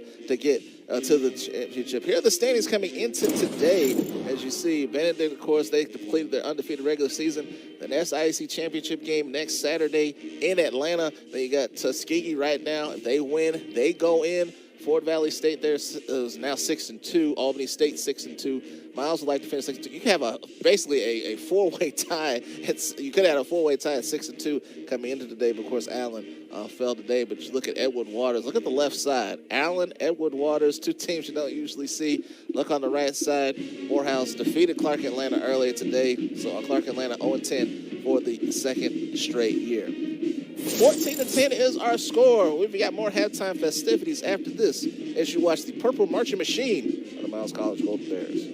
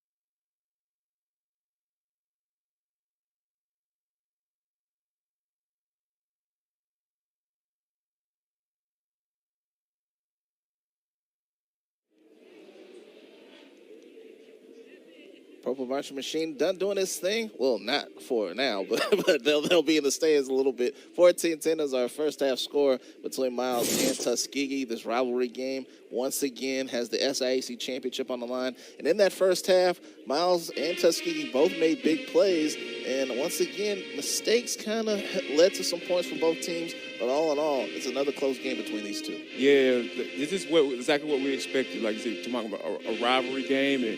And when you have these two teams coming up against each other, those are some of the things that you're going to be looking for. How can you take advantage of the opposing defense? Because we saw Cameron Ivory making those necessary throws, wide receivers making plays for him. And then you start to see the Miles defense start to pick things up, and they start to making the tackle for loss. And you see our guy Gradarius doing his thing, making plays in the backfield and stuff like that. So I think that now it's on Tuskegee to make the necessary adjustments coming out of halftime. Hey, guys, let's make these plays. Let's not have these missed tackles. Let's not give up these big plays downfield, and we'll see what it looks like in the second half for the Tigers. Let's take a look at how the first half went between Miles and Tuskegee. And Tuskegee had a 7-0 lead, and then here's Bryson Williams with that touchdown pass to Antonio Meeks, his 5th touchdown reception of the season. Cameron Ivory started to get a little rhythm here as he hits Oglen here out of the backfield. And then this one was on the money. Look at this one. Oglen again in between two defenders. That led to this touchdown as Ivory, beautiful lofty pass there to the big man, Trevante Abner, 7-7 at that point. But hey, Tuskegee's Miles defense started to take over. The big Jeremiah Summerall coming up with that big sack.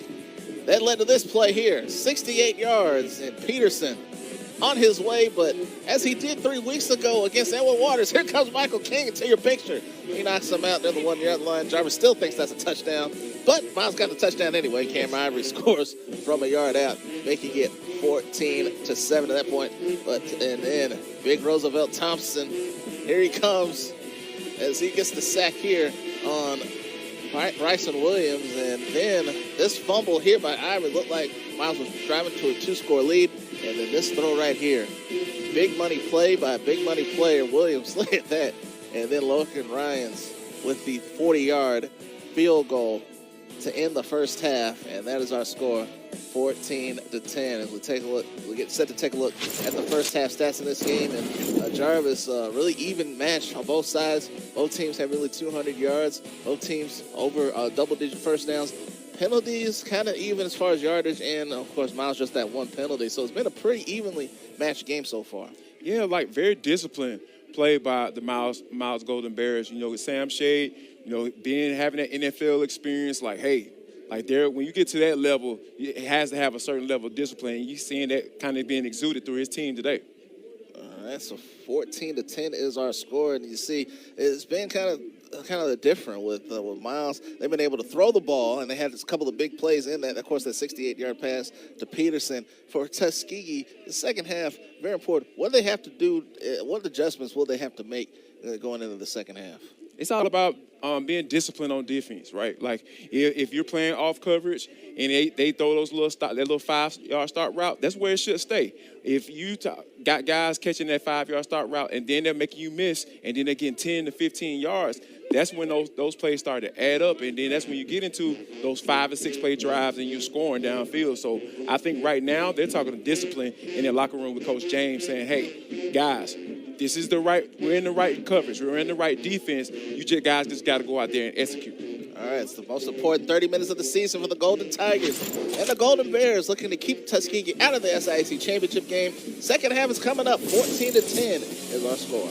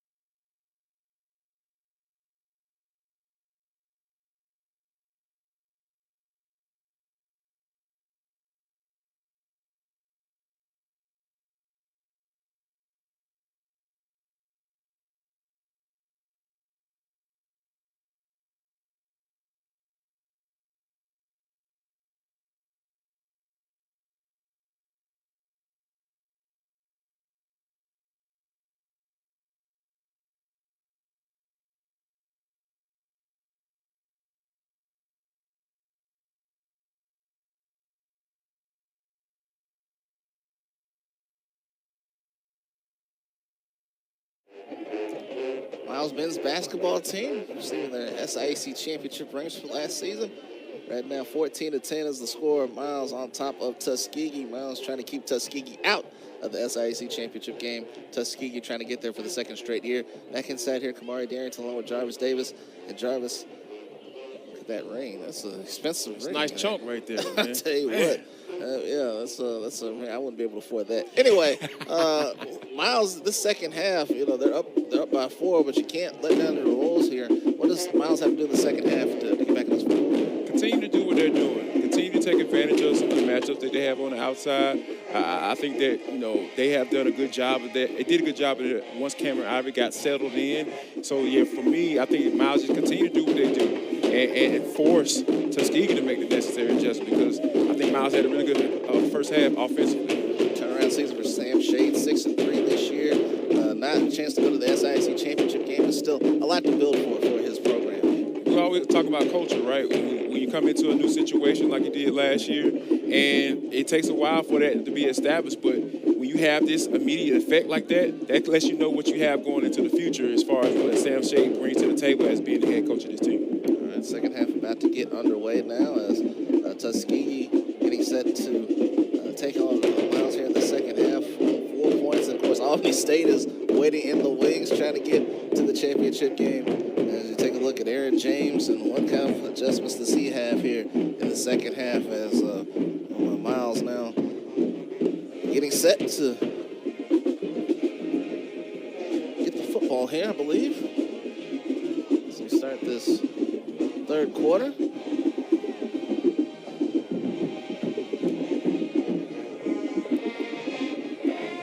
That was a big field goal at the end of that first half for Ryans as he hit that 40-yard field goal. Really, and again, that came off that fumble by Ivory. It looked like Miles was getting ready to take a 2-score lead as Tuskegee will have the ball to start the third quarter and returning it and getting across the 30 and all the way up to the 32-yard line. That return by DeJuan McGee. He's the top kick returner in the SIAC, so a big return again for him.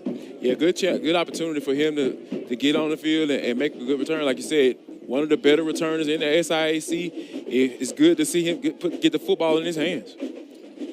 All right, so Bryson Williams, good first half, 14 for 16 for 123 yards, and the touchdown was sacked 3 times, but led Tuskegee on that late drive that gave them the 3 points to pull them to within 4. Formation on this first down, to the back, to the outside, and the handoff straight up the middle. And again, Thompson with another tackle. And that was Mobley again. Those two get reacquainted. That was Zion Sharp that time, actually. Not 19-15. Numbers similar looking there. Yeah, those guys get mixing it up a little bit, establishing themselves immediately coming out of the half. That's what you want your defensive line to do to Tuskegee's offensive line. Sun setting in Fairfield. Beautiful sunset, and going to be a great second half. The sun will set for one of these two teams, because Miles, their season is over after today. Tuskegee, they still have a game against Alabama State coming up in the Turkey Day Classic. They would love to get a win here today. That last play gained a yard, a sack in the backfield. On second down, Jermichael Rogers was the first man to get to him. It was finished off by Jadarius McNeely. Yeah, it's good to see Jadarius McNeely. You see how he had his hand up in the air like that? That's like, hey, statistician, that was me. I got some of that too. So, yeah, to be able to see him come in at the last second right there to try to get that credit for the sack, it's a move that, everyone has done and tried. Like, I tried it sometimes, but it didn't necessarily work for me that well for me, Kamari. 4th sack for this Miles defense. It's third down and 13. They got to get to the 47 for a first down. And 3 wideouts for the Golden Tigers. All been in the backfield. Williams looking. Down the middle. Pass is incomplete. Tried to hit, ran his pull. That's just the 3rd incompletion by Williams, but it's going to force a punt. Yeah, Miles come out, makes a statement in this first drive. We talked about that, coming out to the bank. Now you're seeing the tighter coverage right now downfield for the Golden Bears. And that's what you want to see when you're talking about continuing what you were doing in the first half. Here's our guy, Darius Brown. He's back to receive this kick from Ryans. This will be the 4th punt for Ryans. So far, 38.7 average. Snap was low, but it's handled. And it'll be a fair catch taken by Brown near the 31-yard line. And Cam Ivory coming out for the Golden Bears. He was solid, 12 for 16, 179 yards and a touchdown. I'm interested to see how aggressive Sam Shea and his offense is going to be in his first drive, because defense came out and made a statement. I would assume that it would be good for this offense to come out and try to make a statement in this first drive as well.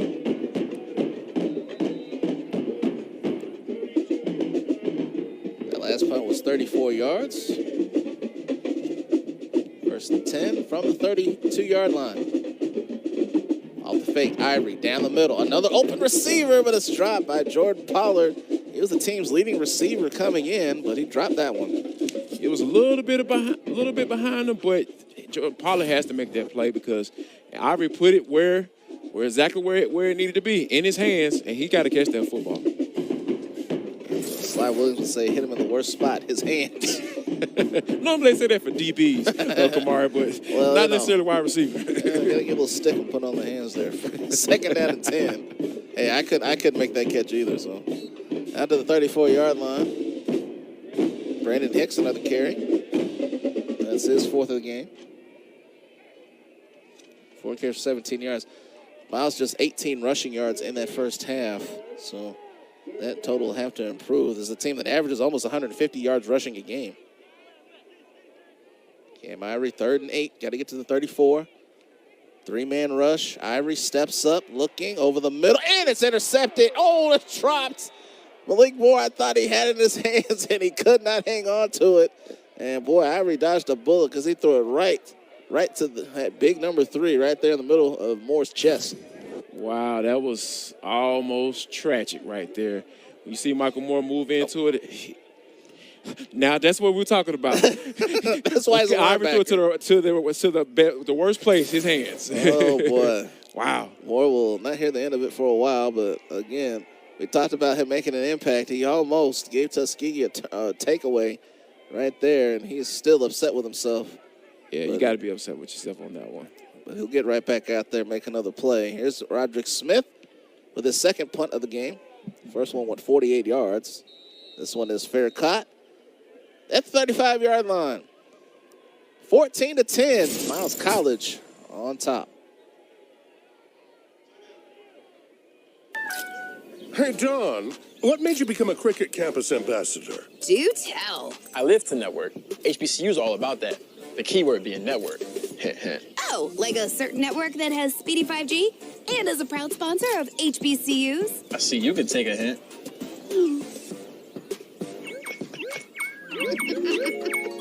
I can drop a hint too, Don.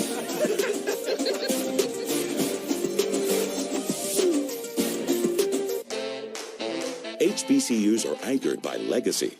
They nurture the talent and determination of their students and prepare them for a bright future.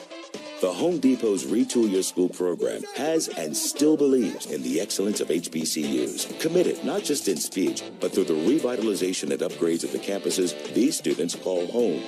Building, planting, tilling the dream, all hearts and countless volunteers on the ground. Retool Your School. We're powered by purpose.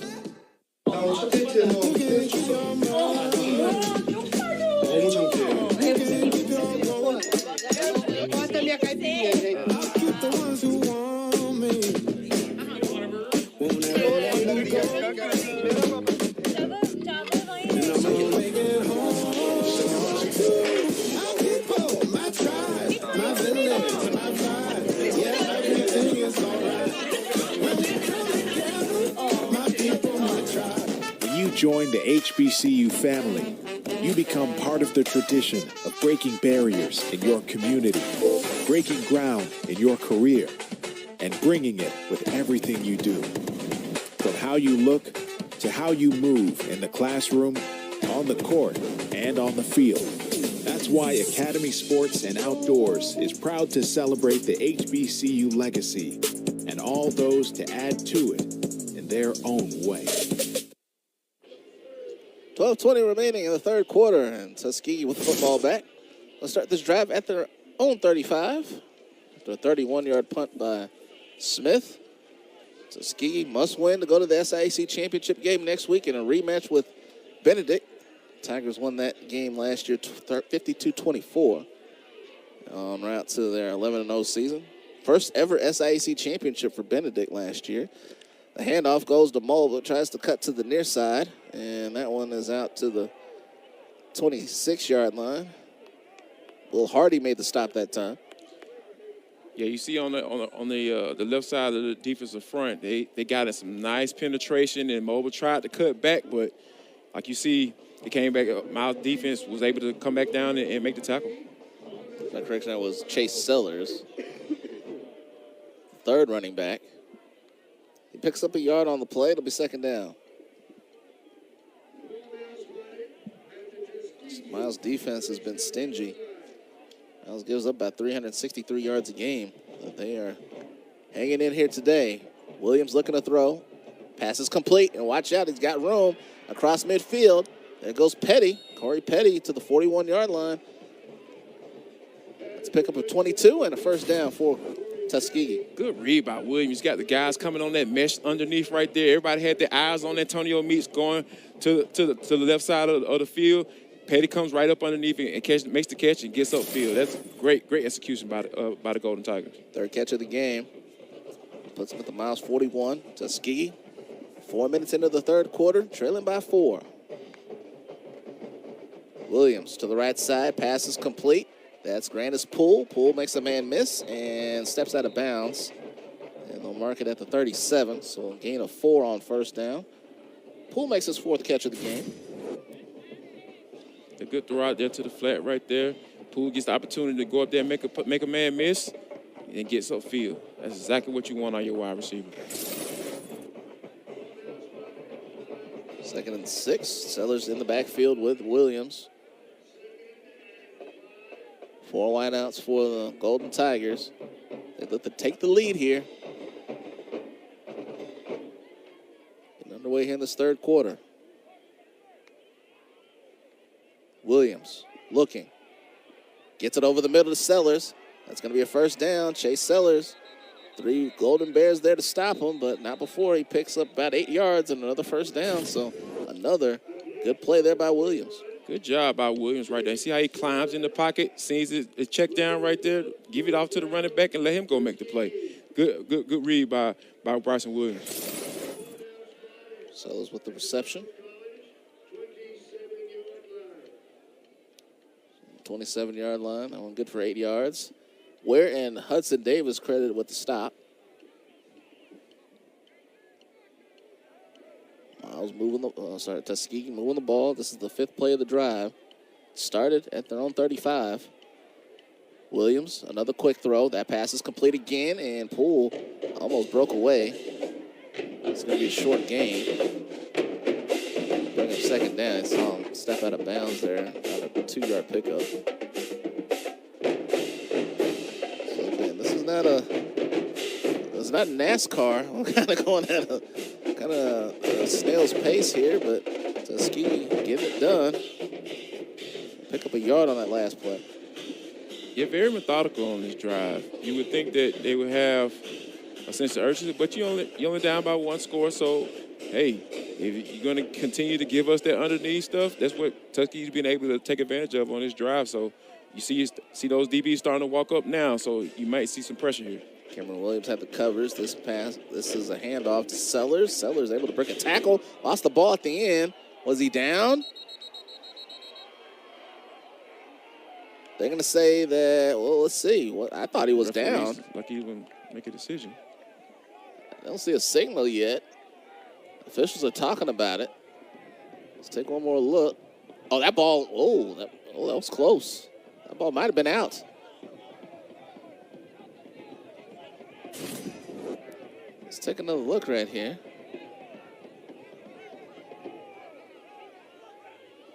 Hardy with the tackle, and It looks like it was starting to come out. The ruling on the field was a fumble recovered by the defense. First down, Miles. Sharp made the hit that caused the fumble. Hardy was holding him up. So Sellers, Sellers made the play. So Sellers had the ball. He lost it. And Miles has the football back. Tuskegee pleading its case, but it's not going to change. It's going to be first down, Miles College. So a turnover for Tuskegee. These two teams. Yeah, when you see right there, look, he's going to the ground. Look like his knee's still hovering above the ground. You see the ball starting to come out right there. So, yeah, good call by the official. Sharp punched it right out. 8:36 left. Miles gets the ball back, up by 4.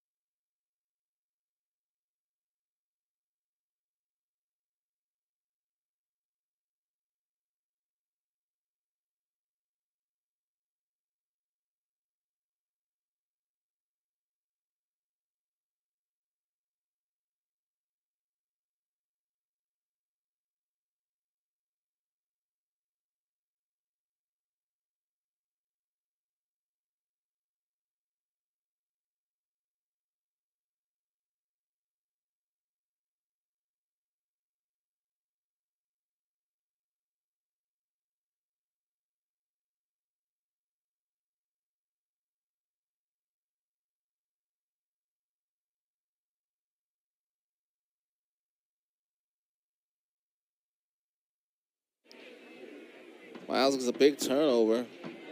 These two teams were tops at turnover margin.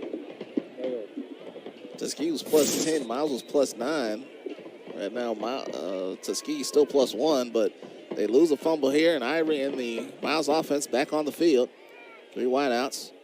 And on first down, under pressure again, gets it away, passes knocked down. Nicely done that time by Rossi Grimes. Yeah, it's a very dangerous throw by Cameron Ivory. Throwing back across your feet, across your chest, rolling to your right. You're asking for it too. Good job by Grimes to make the play on that. Ogden was the intended receiver. Nice play by Grimes. Freshman out of Stockbridge, Georgia. 8:30 remaining, 2nd and 10 for the 22. Off the fake, coming left side, pass is complete. And this one is out to Ogden. And that'll be another short game. It's going to be 3rd down and 10 for the Miles offense.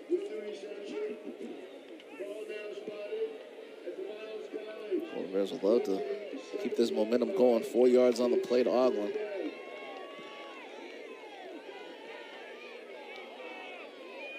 Ivory now 13 for 20 for 183 yards and a touchdown. 3rd and 6. Ivory, left side, 2 low. Had his man open, but he could not hit him. He was going for Abner again. That's going to be 4th down. That would have been a tough catch, a low throw right there. Yeah, it looked like the ball just died once it got out there. Yeah, especially when you're trying to find your big tight end right there on the sidelines. And so Kevin Robertson was the intended target. So now Smith out for the third time in the punt. And back deep is King. 7:46 about to be counting, remaining here in this third quarter. And nothing as far as the scoring department. Another punt for Smith. King will let it bounce. Bounces inside the 35. And a knock back. Miles College up 14-10. Tuskegee has the football back.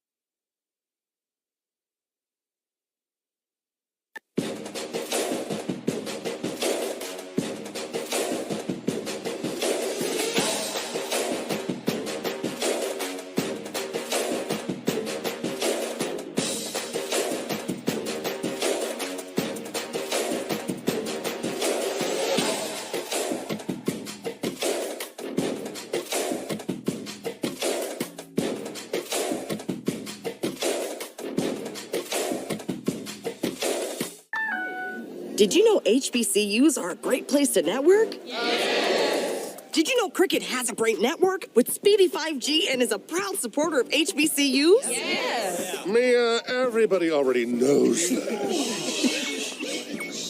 Dante, did you know this is an A and B conversation? So you need to see yourself act. He knows now.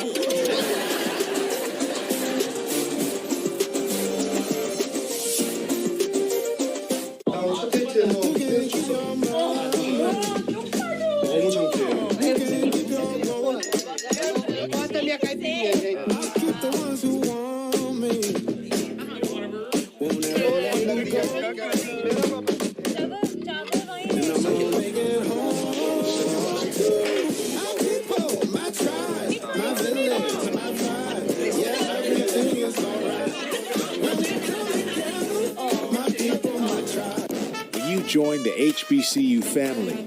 You become part of the tradition of breaking barriers in your community, breaking ground in your career, and bringing it with everything you do. From how you look to how you move in the classroom, on the court, and on the field.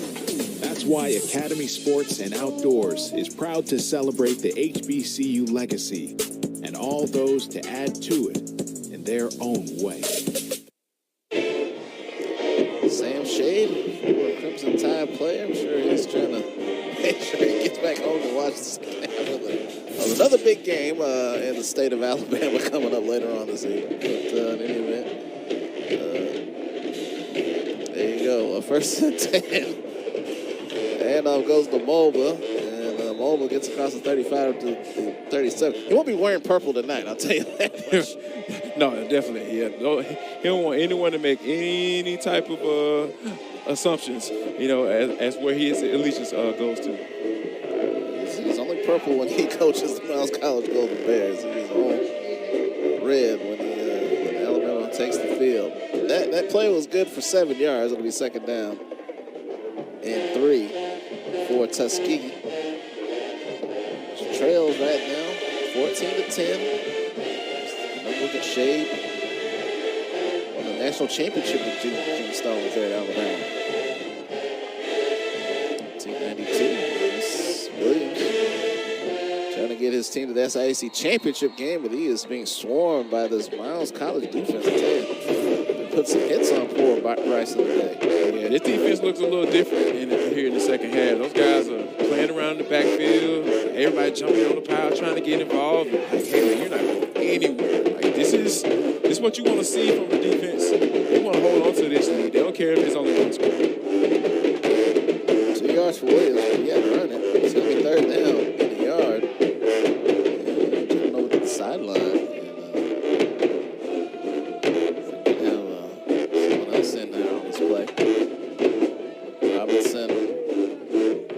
Robertson back in the game. Williams was kind of beat up there. course, the offensive lineman not going to like when you jump on top of the quarterback. So Iverson was... They're trying to send a message, Kamar. No question about it. Iverson, who had a terrific game against Edward Waters, led them back from an 11-point deficit. Hands it off to Moba, and he's hitting the backfield. What a great play. That time by Giovanni Williams. It's going to be fourth down. Yeah, he beats his man inside. They tried to do an outside zone play. Giovanni said, no, I got something for you today. How about that for Giovanni Williams? Good play by the edge guy. So it's going to be fourth down. And Duff back out to punt. Fifth punt for Duff. 7.5 average coming in on 42. And we got some movement up front. It's going to be a offsides on Miles.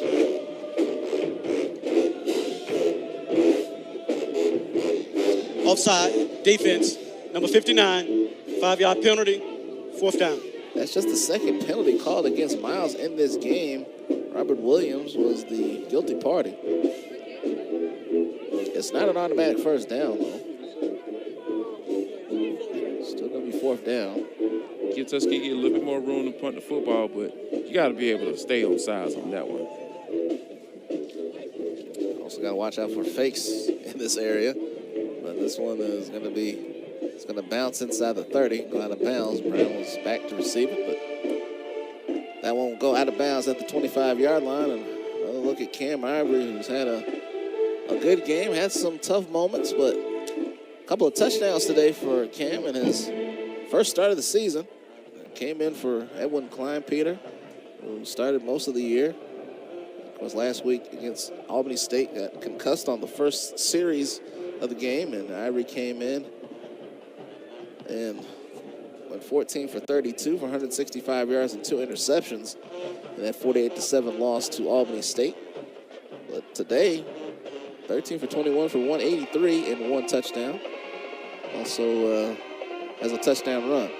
Ivory dropped the ball as he was getting ready to throw it, so just try to get what he can, and he gets out to the 27-yard line, so makes something out of nothing there. Gain of 2.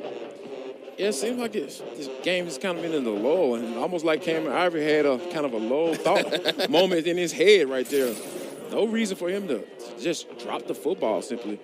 Yeah, that's a wasted play right there. Put your team behind the chains. Almost like the controller got disconnected there.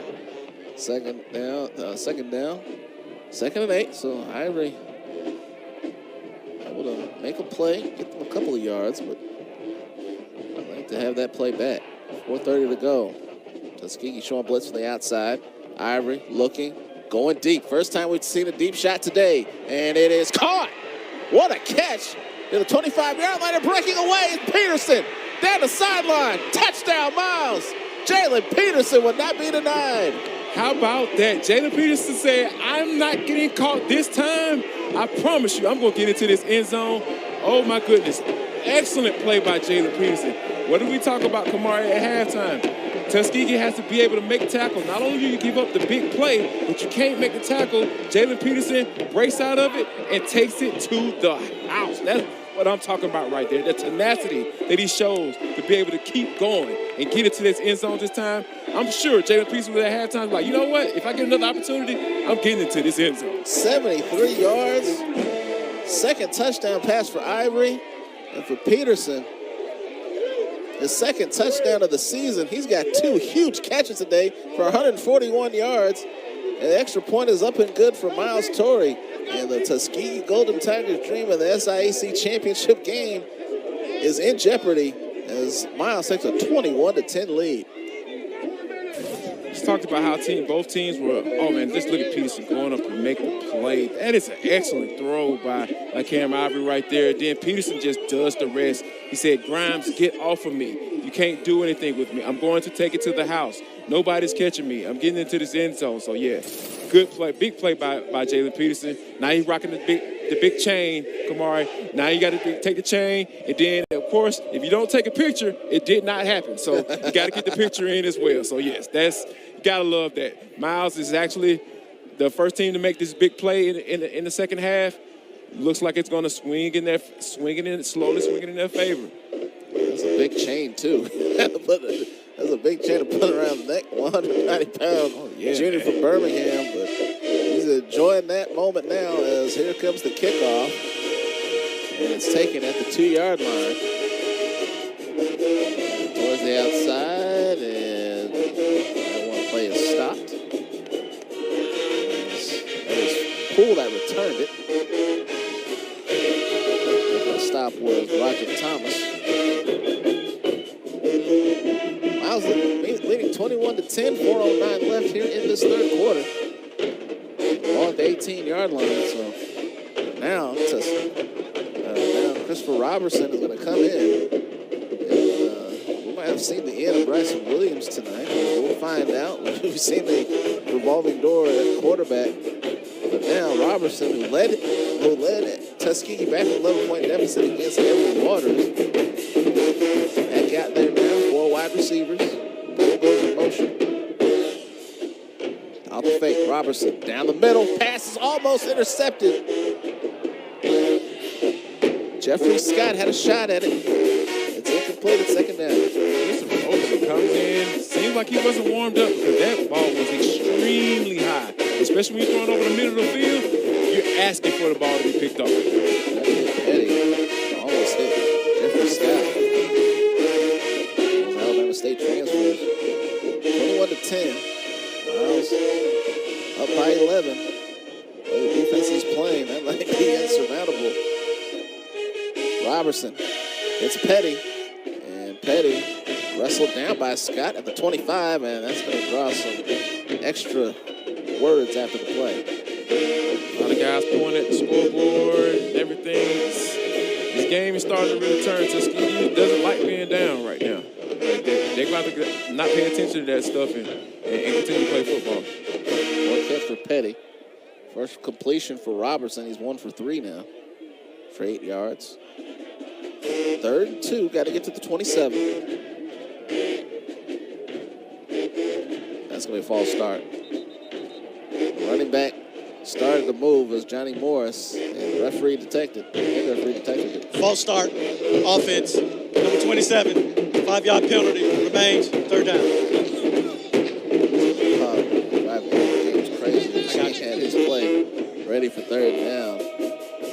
5th penalty against Tuskegee for 21 yards. I want to see Tuskegee get a little bit more tempo here. It seems like they're taking the time, being a little methodical. I know it's still the 3rd quarter, but down by 2 scores with the other team has a lot of momentum right now, and this defense is starting to turn up the heat as well. 3rd and 7 now for the 25, for the 20. 4 wideouts again for Tuskegee. Morris in the backfield. Robertson looking. Got hit as he throws, and it's dropped. Incomplete. The 28-yard line would have been a 1st down. Quincy Nelms was on the coverage, and it will be 4th down. Tuskegee to punt again. See that pressure coming off the edge by Miles. Speeds up the clock just a little bit, but that's a ball that you got to help out your quarterback. You're a little bit behind him, but you still got to catch the football. This was the intended target. Thompson with the pressure. So Duff, punt number 6 upcoming for him. Miles College. Fans in Albany, Georgia are clapping and stomping right now because their team is 18 minutes away from the SIAC championship game as Duff gets this one off. And Brown makes the fair catch at the 42-yard line with 2:53 remaining in the 3rd quarter.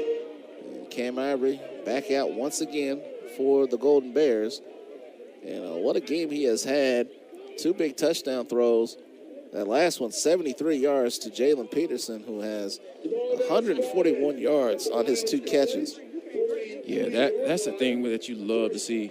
Talk about Klein Peter getting hurt last week with the concussion, and and going out, and Ivory have to step in. But I think this week is a little bit different, right? Because you're getting those starter reps in practice. He's getting comfortable. Even though he got off to a slow start, you're starting to see some of those that work come to fruition.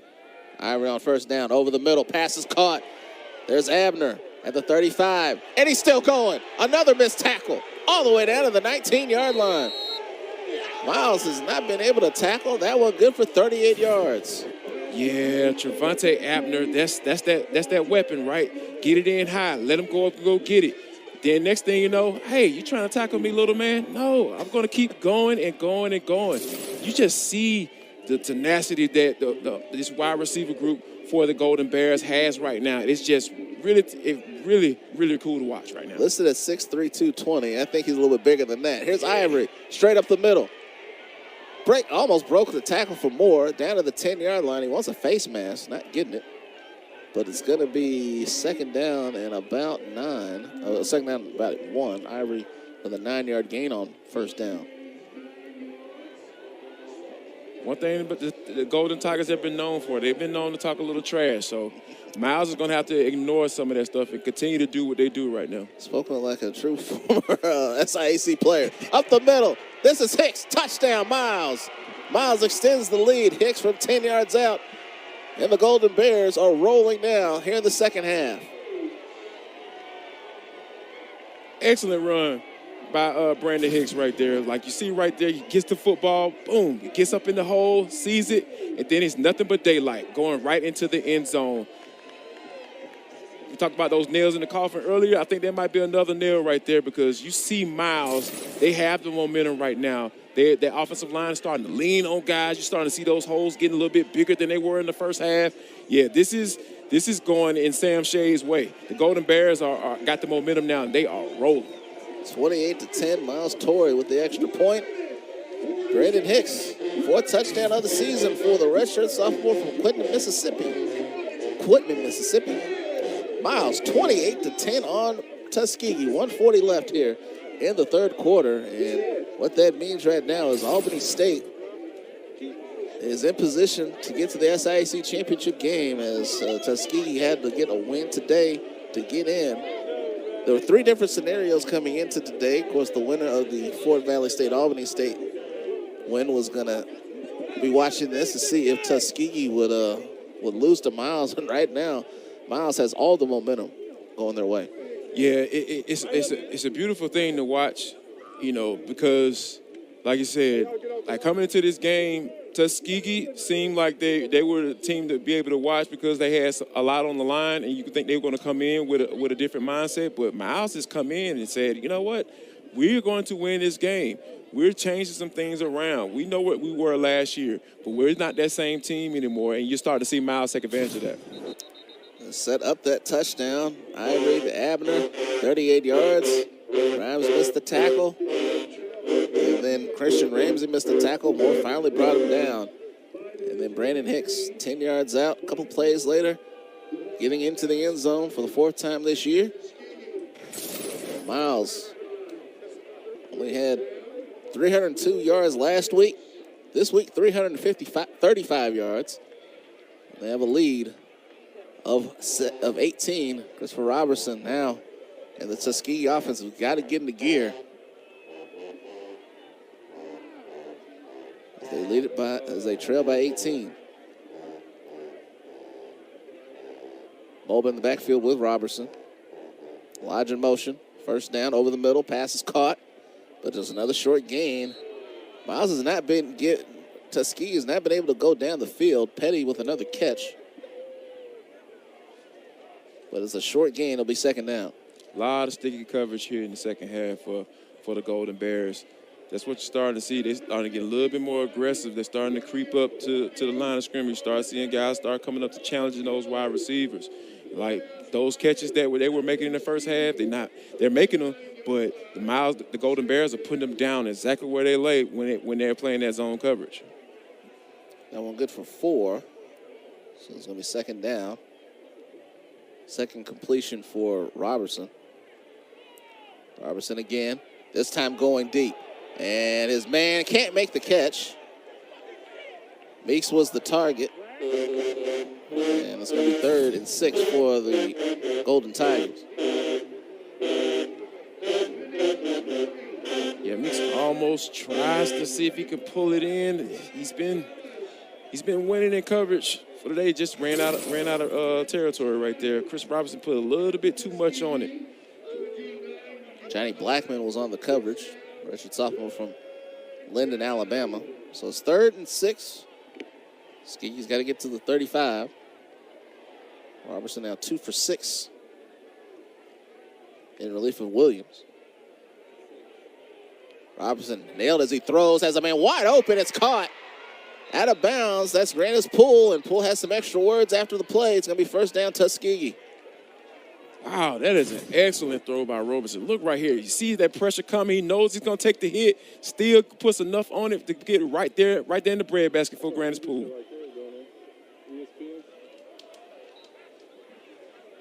No, I'm going to the other party after the game. Tuskegee. They're picking their plans together. In any event, it was out of the bounds of the 44-yard line. He's trying to go to a different party. That's right. That will give him 27. He's trying to go to the SIAC championship game. That's the what party he's trying to go yes, to. Yes. But right now, his team is trailing, but a big play there to set it up. 27 yards. Brown pushed him out. Another throw, and that almost intercepted. Miles has had 3 near interceptions here in the second half. Will Hardy that time couldn't catch it. I'll say this again. You're throwing the ball over the middle of the field, and it's high. There's a chance that it could be picked off. You're putting the ball in harm's way. He couldn't quite bring it in, but oh, my goodness, if he had caught that one, we're probably talking about 6 points right there, Kamar. Will Hardy out of Birmingham, nearby there in Fairfield. Now Robertson, final play coming up here in this third quarter. A third quarter which has been dominated by the Golden Bears. 14 points, 14-0 here. Robertson with the blitz coming, going deep again. Meeks couldn't find the football. He was open, but he couldn't find it. He lost it in the lights. And Robertson got hit again. It's going to be 3rd down. Looks like Robinson was expecting to be in a different place. Like they weren't on the same page on that one. I think what happened, I think Meeks might have lost the football in the lights as now the sun is completely down now, so it's gonna be tough to see. So this will be the final play of the third quarter, barring a defensive penalty. Tuskegee got the field goal at the end of the first half to make it a 14-10 game, but Miles pair of touchdowns in this fourth quarter. 73-yard pass to Peterson, 10-yard run by Hicks. Got to get to the 34. Robertson under pressure, gets it away, passes along the sideline and incomplete. Lodge was the intended receiver, and that will end the third quarter. Miles College, 28-10. We head to the fourth. It'll be 4th down when you come back to Fairfield, Alabama.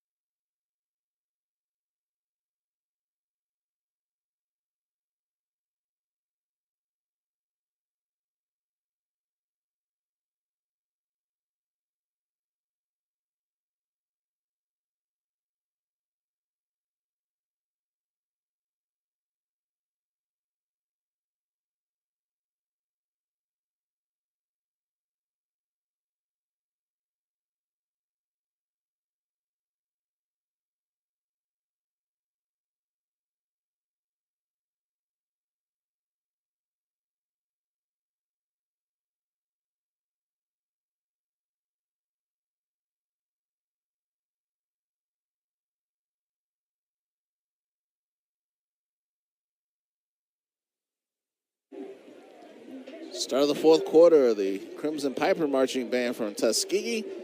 Not a lot to cheer about, though, for the fans. 28-10 in favor of Miles over Tuskegee. And Tuskegee with a win heads to the SIAC championship game. But they're going to start the fourth quarter with a punt from Ryan Duff. It was out there once again.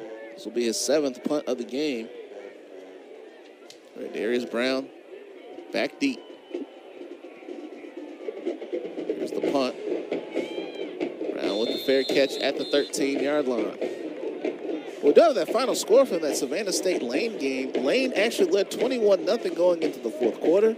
Savannah State scored 21 points in the fourth quarter to force overtime. But Lane got the win 27-21. So Lane finishes 2-8 on the year. Take a look at the rest of the scores. Virginia Lynch, Edward Waters 20-17 over Virginia Lynchburg. That's going to the fourth quarter. And Morehouse Clark Atlanta 35-21. Central State gets a big win over Kentucky State. They actually got beat twice a couple of years ago. And of course, Benedict won over Allen 37-9. As Riley with his second carry of the game. And we've got an injured Golden Bear, and that's Tyler Lowry, the center, 54.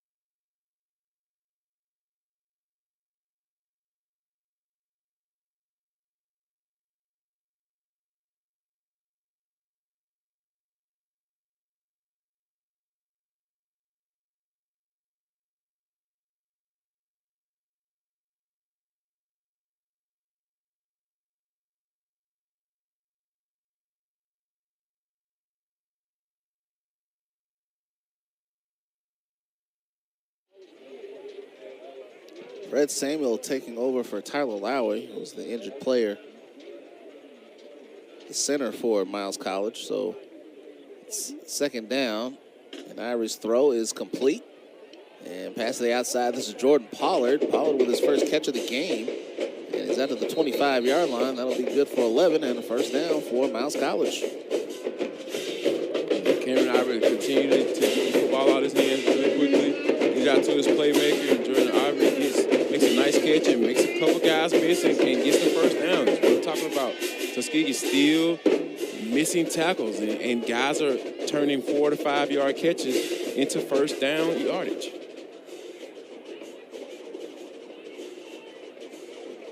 First down, 25-yard line.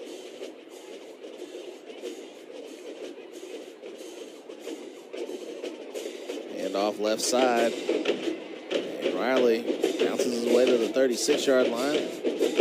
Got there another first down, and it will be a first down. Move the chains again for Miles College. Good job by Riley Ivory holding on to that football as long as he possibly can to hold that linebacker. But once Riley takes that football and gets upfield, that's what you're talking about right there. Coming into this game, Jamar Riley was averaging 6.4 yards a carry. That is absolutely amazing for the young running back. 57 yards and the only touchdown for Miles last week against Albany State. A little bit of a different story today. Ivory has been outstanding throwing the ball today. Under pressure this time. Pass is complete to Pollard with space. Pollard to the 46-yard line of Tuskegee. First down. Boy, he stood in there and took a huge hit as the pressure came from Tuskegee from both sides. Yeah, like he didn't even, you know how, of course, sometimes quarterbacks will kind of feel that, anticipate that hit. He didn't even anticipate it. He just said, you know what, I'm going to make my throw. I know exactly where I'm going. I know where my hot read is. He just stood in there and made the throw. Big time throw, for Cameron Ivory. Pollard with a second catch. That one good for 18 yards. And Ivory over 300 yards passing, 322. Riley with the carry this time. Down to the 42-yard line. Miles working on that clock now. They can sense that they have the momentum. They have control. And they're just going to milk this football as long as they can, not giving Tuskegee a lot of time to work with. This is the type of position that you want to be in the fourth quarter in games. Games that you're up by a couple scores, your offense is taking its time, getting to the line of scrimmage. They can do that because they have the lead. The quarterback is real cool right now, cool, calm, and collected, and trying to figure out what they're going to do for the next play. Gain of 4 on the play. Hill with the tackle. Second down. Ivory, left side, complete to Pollard. Another missed tackle. And that's been the story of the game, Jarvis. You talked about throughout. Probably gets it down to the 30-yard line. Another 12 yards for the Golden Bears. You see right there, like, it's a 5-yard stop route. Tyler Smith comes up, head down. You can't tackle what you can't see. Like, I've never seen anybody do that before. So I think Miles has just been able to take advantage of it time and time again. And you're going to continue those sticks are going to continue to move if you continue to not make plays, because that's what the defense is. That's the type of defense you're playing. Coming up, make the tackle. You'll give those 3 or 4 yard stop route, but they just been missing it, and those guys have been capitalizing time and time again. Miles in control. Riley, another missed tackle. All the way down to the 21-yard line. 9 more yards, and Miles can see the finish line. Yeah, you can see right there. They didn't even want to tackle. Look at the safety right there, number 49. I don't know if I want to come up with you because Riley was definitely seeking out some contact right there. That's what you like your running back to do. Seek out that contact. Go find somebody to run through. Cameron Ivory, sophomore on senior day, 18 for 26 for 334 yards. He has been outstanding throwing the football, and Miles has started to pick it up in the running game as well. Aldridge and Culberth made that last tackle, second in the yard. Another handoff. Scott with the tackle, along with Hill. Riley with another carry. Looks like it's going to be another Miles College first down after a 2-yard gain. Miles now 18 first downs on the day.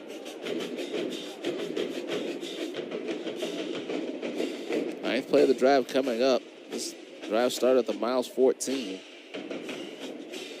Worked it down to the 20-yard line of Tuskegee. And the clock ticks under 10 minutes now. And Albany State waiting in the wings to get another shot at Benedict. Ivory under pressure, steps up, gets it away. Pass is complete. What a play by Ivory. This time he gets it to Tez White. He makes a play to atone for his earlier mistake. And watch this play by Ivory. Wow.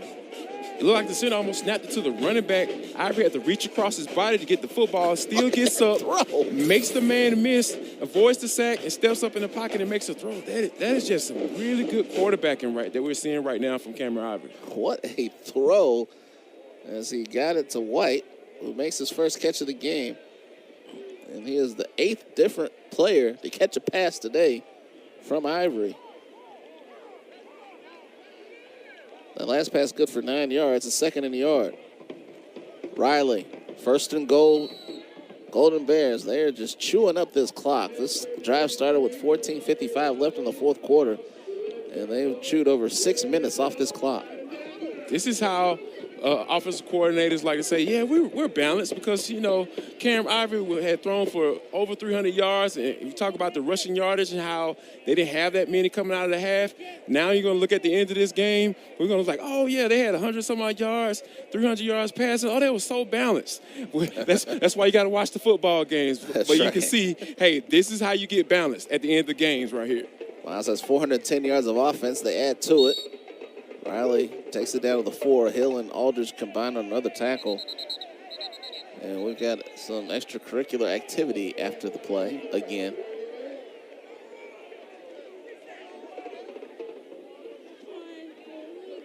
It's going to start seeing some little substitutions right now. I think Tuskegee can feel this game slipping away and a chance of the SIAC championship slip away. Boy, they were one victory away, and boy, that Hail Mary back 3 weeks ago, you didn't think about it at the time because Tuskegee won back-to-back games since then, but boy, think about what would have been. Ivory, end zone bound, incomplete. Trying to get Pollard. It'll be third down for Tuskegee. Try to find Pollard in the corner on the side of the end zone right there.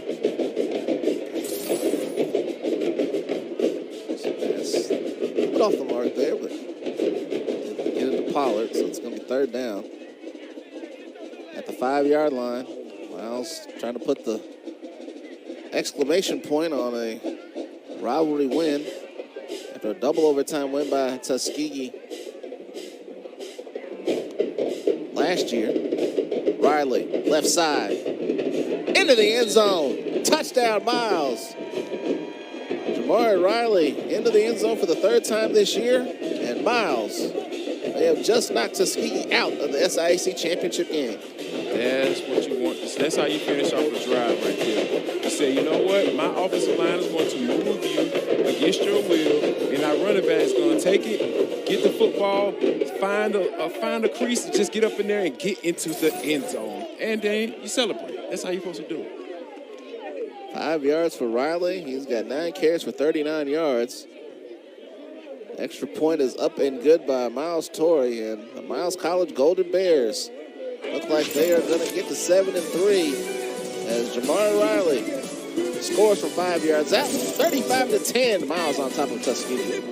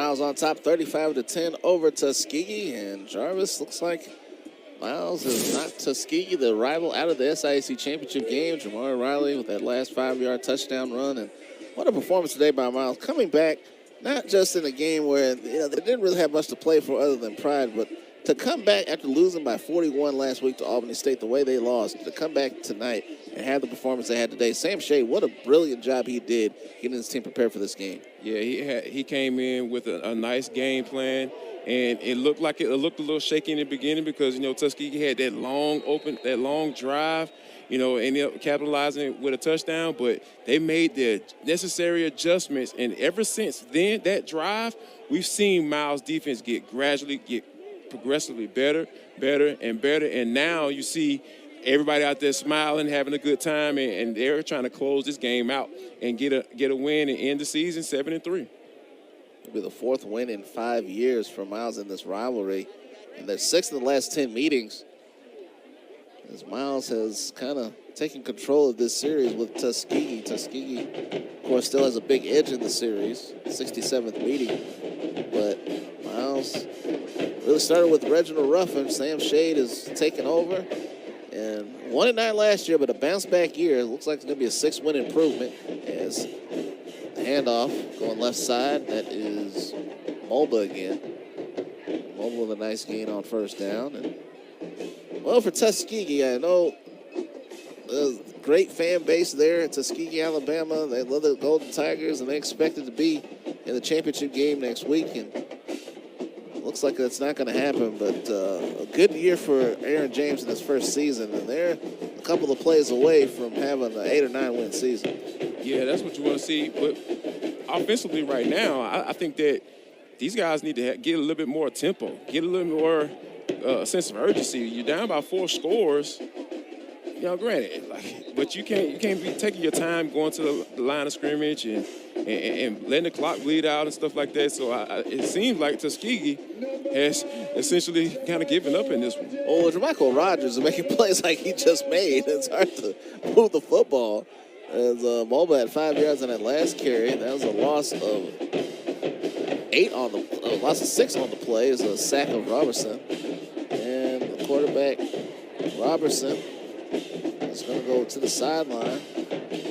So we might have to have quarterback number 3. In Tuskegee, 4 different quarterbacks have taken snaps for the Golden Tigers this year. So we have to have someone else come out and run the offense. 6:14 remaining. Well, the clock is moving now. And into the game, Malik Davis, 6 foot, 200-pound senior from Apopka, Florida. I had all 4 of the guys on the depth chart. Here's Davis going deep, and that pass incomplete. Not much doing there. And it's going to be,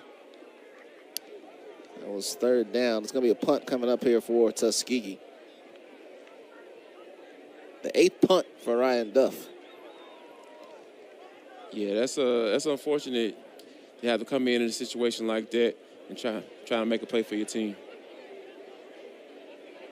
So the miss there, and Duff back out. Brown back to receive the kick.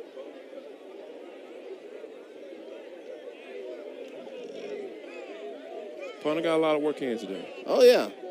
Duff was getting his money's worth today. As the Golden Bears have shut down the Tuskegee offense. Talking about the NIL money, right? No other under-the-table stuff, Kamari. All of it. Brown with the return, and he's got room to run inside the 30. There he goes. Gradarius Brown, big hit at the 21. Nice return by Gradarius Brown. As you see more missed tackles by the defense.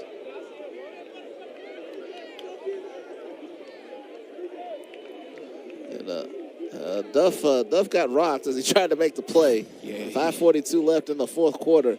Here comes Duff. Let me get in there, and Gradarius Brown gave us a nice little forearm shiver there on that play. Yeah, you look a little shaken up there in the head. So yeah, probably shouldn't go up against a guy like Gradarius Brown, who's been playing excellent today, by the way. That's probably the last guy you want to run up on a play like that. I was probably saying, what was going on in my head when I did that? Are we in Atlanta? Oh, boy, he might not be with us right now, unfortunately. Hopefully he's all right, though. Absolutely. But at the return, they start this drive from the 22, and here comes, that's Aaron Frazier, number 23 that time. And yes, it is. So Frazier with his first carry of the game. Got some of the young guys in, getting a couple snaps. That's a good look by Coach Shade to get some of the young pups in, to get a couple reps in. Well, complete control now. And we've got a flag on the play. It's going to be coming back. That's like a hold against Miles. That's just the third penalty called against Miles. That's been another thing in this game. Miles has played a pretty clean game. And when you have 3 penalties and you have 421 total yards, that's going to work out in your favor. Nice clean game by the Golden Bears. Frazier stepping through to the 30-yard line. Got a couple on the play. So Benedict and Albany State, they were former division rivals. They did not meet during the regular season, so this will be the first time for Benedict against Albany State. And for Albany State, they got a big win today over Fort Valley State, the Fountain City Classic, and it broke a 2-game losing streak. So Albany State got to be feeling good going into next Saturday. It's going to be a tough challenge against Benedict. Yeah, Quinn Gray in his first year, getting the team to the SIAC championship. That's what the Golden Rams are used to. Kamari, I guess if I could say it, like if I can do a little humble brag right there, but that's the thing that you want. Like you talk about culture, building culture. Like Coach Gray is trying to build something special down there because he's a guy that is very clearly focused on the task at hand, and I think that getting into the SIAC championship game in his first year is a nice step towards that goal. But Benedict is going to be more than ready. Coach Berger had his guys playing, and they've been dominating the conference these past couple of years, so it's going to be a really good matchup. Dexter Scott is the new quarterback now for Miles. So Cam Ivory goes out, 19 for 28, 343 yards, 2 touchdowns. Also has a touchdown run, adding 9 yards of rushing. Scott dropped the snap, picks it up. Now it's going to go deep towards the end zone. It is incomplete. I think Oglen was the intended target. King came over. We've already seen his closing speed here tonight. And it looks like it's going to be 4th down for Miles. Well, Scott, he went for it. Hey, yeah, he was trying. Let me get a touchdown here before the season goes out. Get a little stat padding going on right there. Sophomore from Laurel, Mississippi, went for Oglen. Great play by King. King has 6 interceptions on the year to lead the SIAC, but could not come up with that one. Smith back to punt. Back deep was King for the Golden Tiger. Under 4 minutes left now. King called for a fair catch. And the 5 of his teammates upset with him. 35-10. Miles on top of Tuskegee.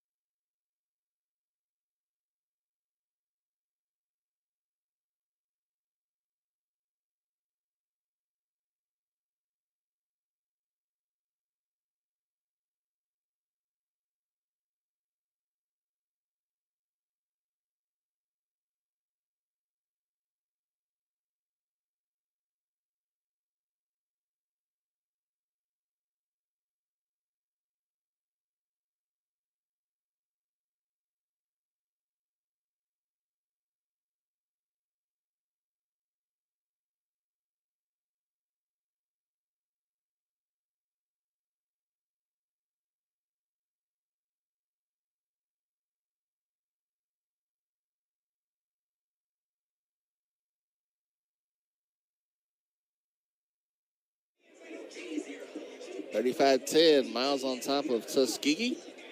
Malik Davis back out. And Miles getting ready to celebrate a win here on Senior Day. As they'll finish their season 7-3, as will Tuskegee. Tuskegee will take on Alabama State in the Turkey Day Classic on Thanksgiving Day. It's a handoff to the left side. Desmond Leverett with his first carry of the game. So the backups into the game here as this game winds down.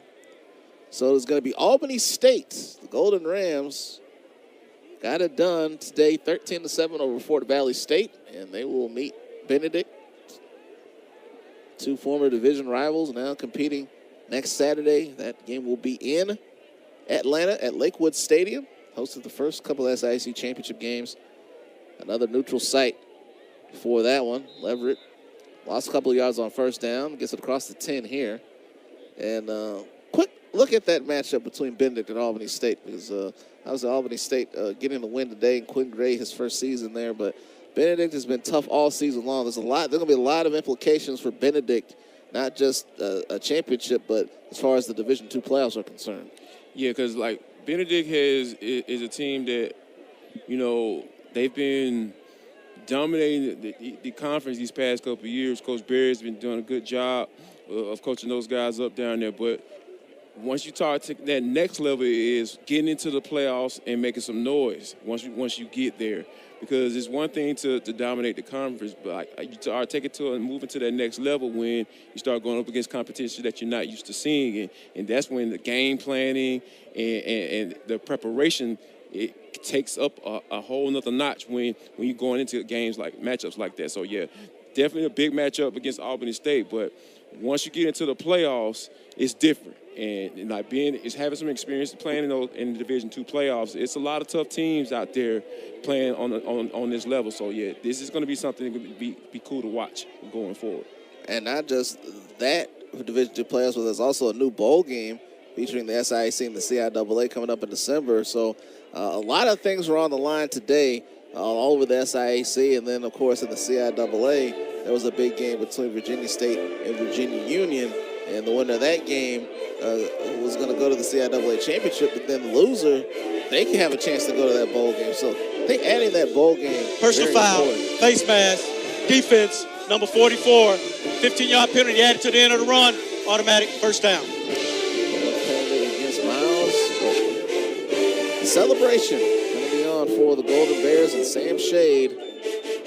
One win a season ago, plus 6. 7-3, and something to look forward to for next season. And of course, Miles played Benedict very tough at home earlier this year. It was October 7th. It was a 27-24 win for Benedict. So Miles certainly has the blueprint to knock off the Benedict Tigers. For sure. I think, but I want to go back to what you talk about as far as that postseason play. I think the conference having an opportunity to play in there, I think is a really good thing. There are the highlights of that win for Albany State early on. There's the touchdown run for the Golden Rams early on, and then 3 minutes left in the game. Great Kelvin Durham, the quarterback from Fort Valley State, has had a good year, but this was not one of his better moments. The interception right here by the defensive back, giving Albany State an opportunity to take the lead, and they would do so with this touchdown run. Made it 13-7. Albany State would hold on, and it would be the Golden Rams taking on Benedict, two former East Division rivals playing in the SIAC Championship presented by Cricket next week. That'll be on ESPN. Check your listings for the time there for next week in Atlanta.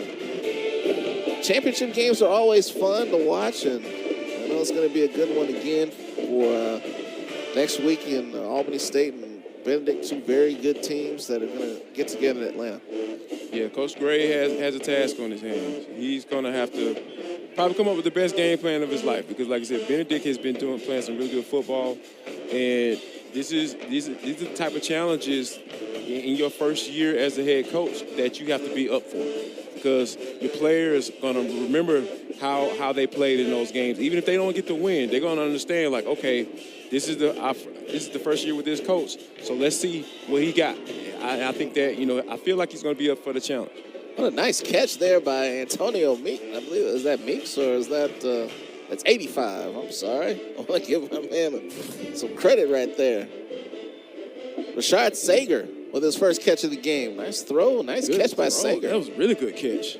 You're supposed to high point the ball, catching his high point. It's like he caught it at the lowest point. Well, he pushed off there a little bit. Then he had some room to operate. Receivers don't push off. Come on, Oh, what are you come talking on. about? Well, I tell you what, it doesn't matter at this point. Sam Shade and his Golden Bears. They're getting ready to celebrate. Getting ready to celebrate a 35-10 win over their rival, ending 50 seconds.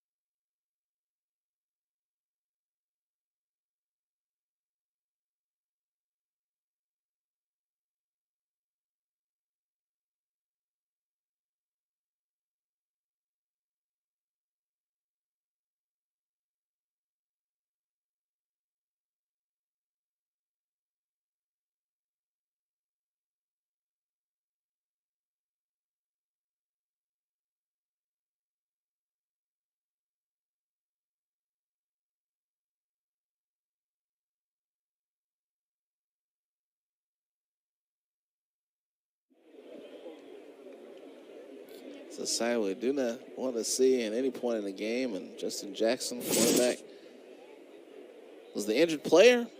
Back to live action now. 50 seconds left to play. That last one went for 41 yards from Davis to Sager. First down.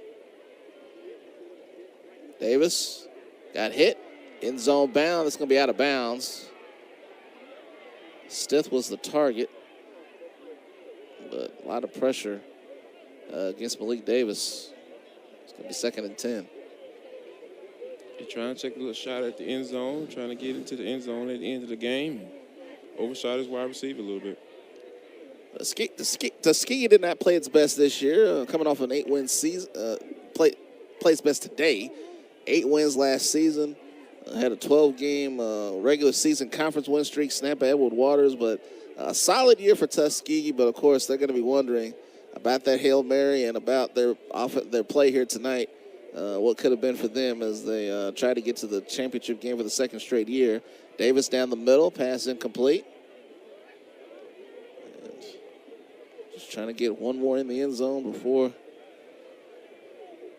season comes to an end. Tuskegee will have its own little bowl game to some degree as they travel to Montgomery to take on Alabama State. Turkey Day Classic coming up. And that's always a big game for both of those fan bases.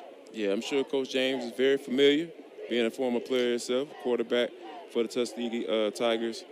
And when you talk about going to that game, there has been a lot of conversations about whether or not they should play that game. But both alum, I'm sure they want to continue that tradition. That pass was caught.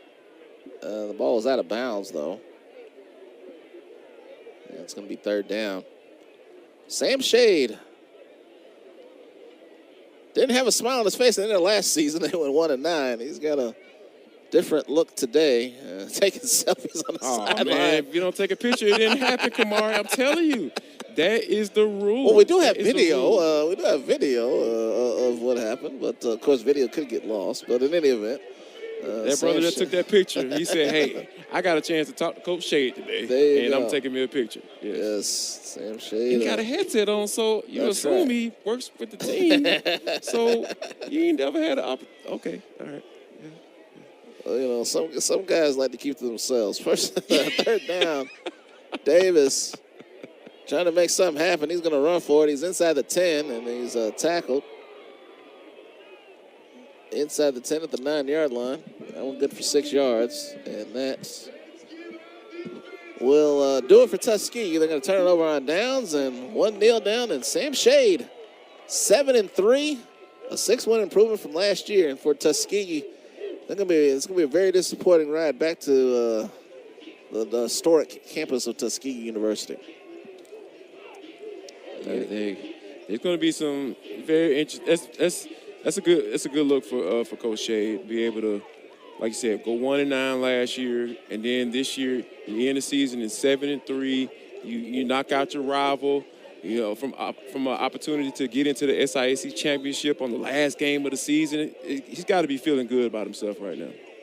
So we came into the game knowing the day knowing 3 scenarios could take place today, and it was the scenario for Albany State. That's the one that they wanted. They're going to be playing for the championship against Benedict next Saturday. Khalil Anglin will take the final couple of snaps here. There's another handoff up the middle. And that should be the final play. Sam Shade gets his first win against Tuskegee, and Aaron James, his first season at Tuskegee, finishes at 7-3, 35-10. Big performance today for Sam Shade and the Miles College Golden Bears, sending Albany State to the SIAC championship game against Benedict. It was a good one, Jarvis. 35-10, but it was all Miles in the second half. Yeah, that's what you like to see. Miles got off to us a little bit of a slow start, but you see guys like Cameron Ivan connected with his tight end right there. Miles had played an excellent football game. Shout out to Coach Shade for putting Albany State into the SIAC championship. That'll do it. For Jarvis Davis, I'm Kamari Darrington saying so long from Albert J. Sloan Alumni Stadium. Once again, the final score, 35-10, Miles over Tuskegee. You've been watching SIAC football on ESPN+. Good night.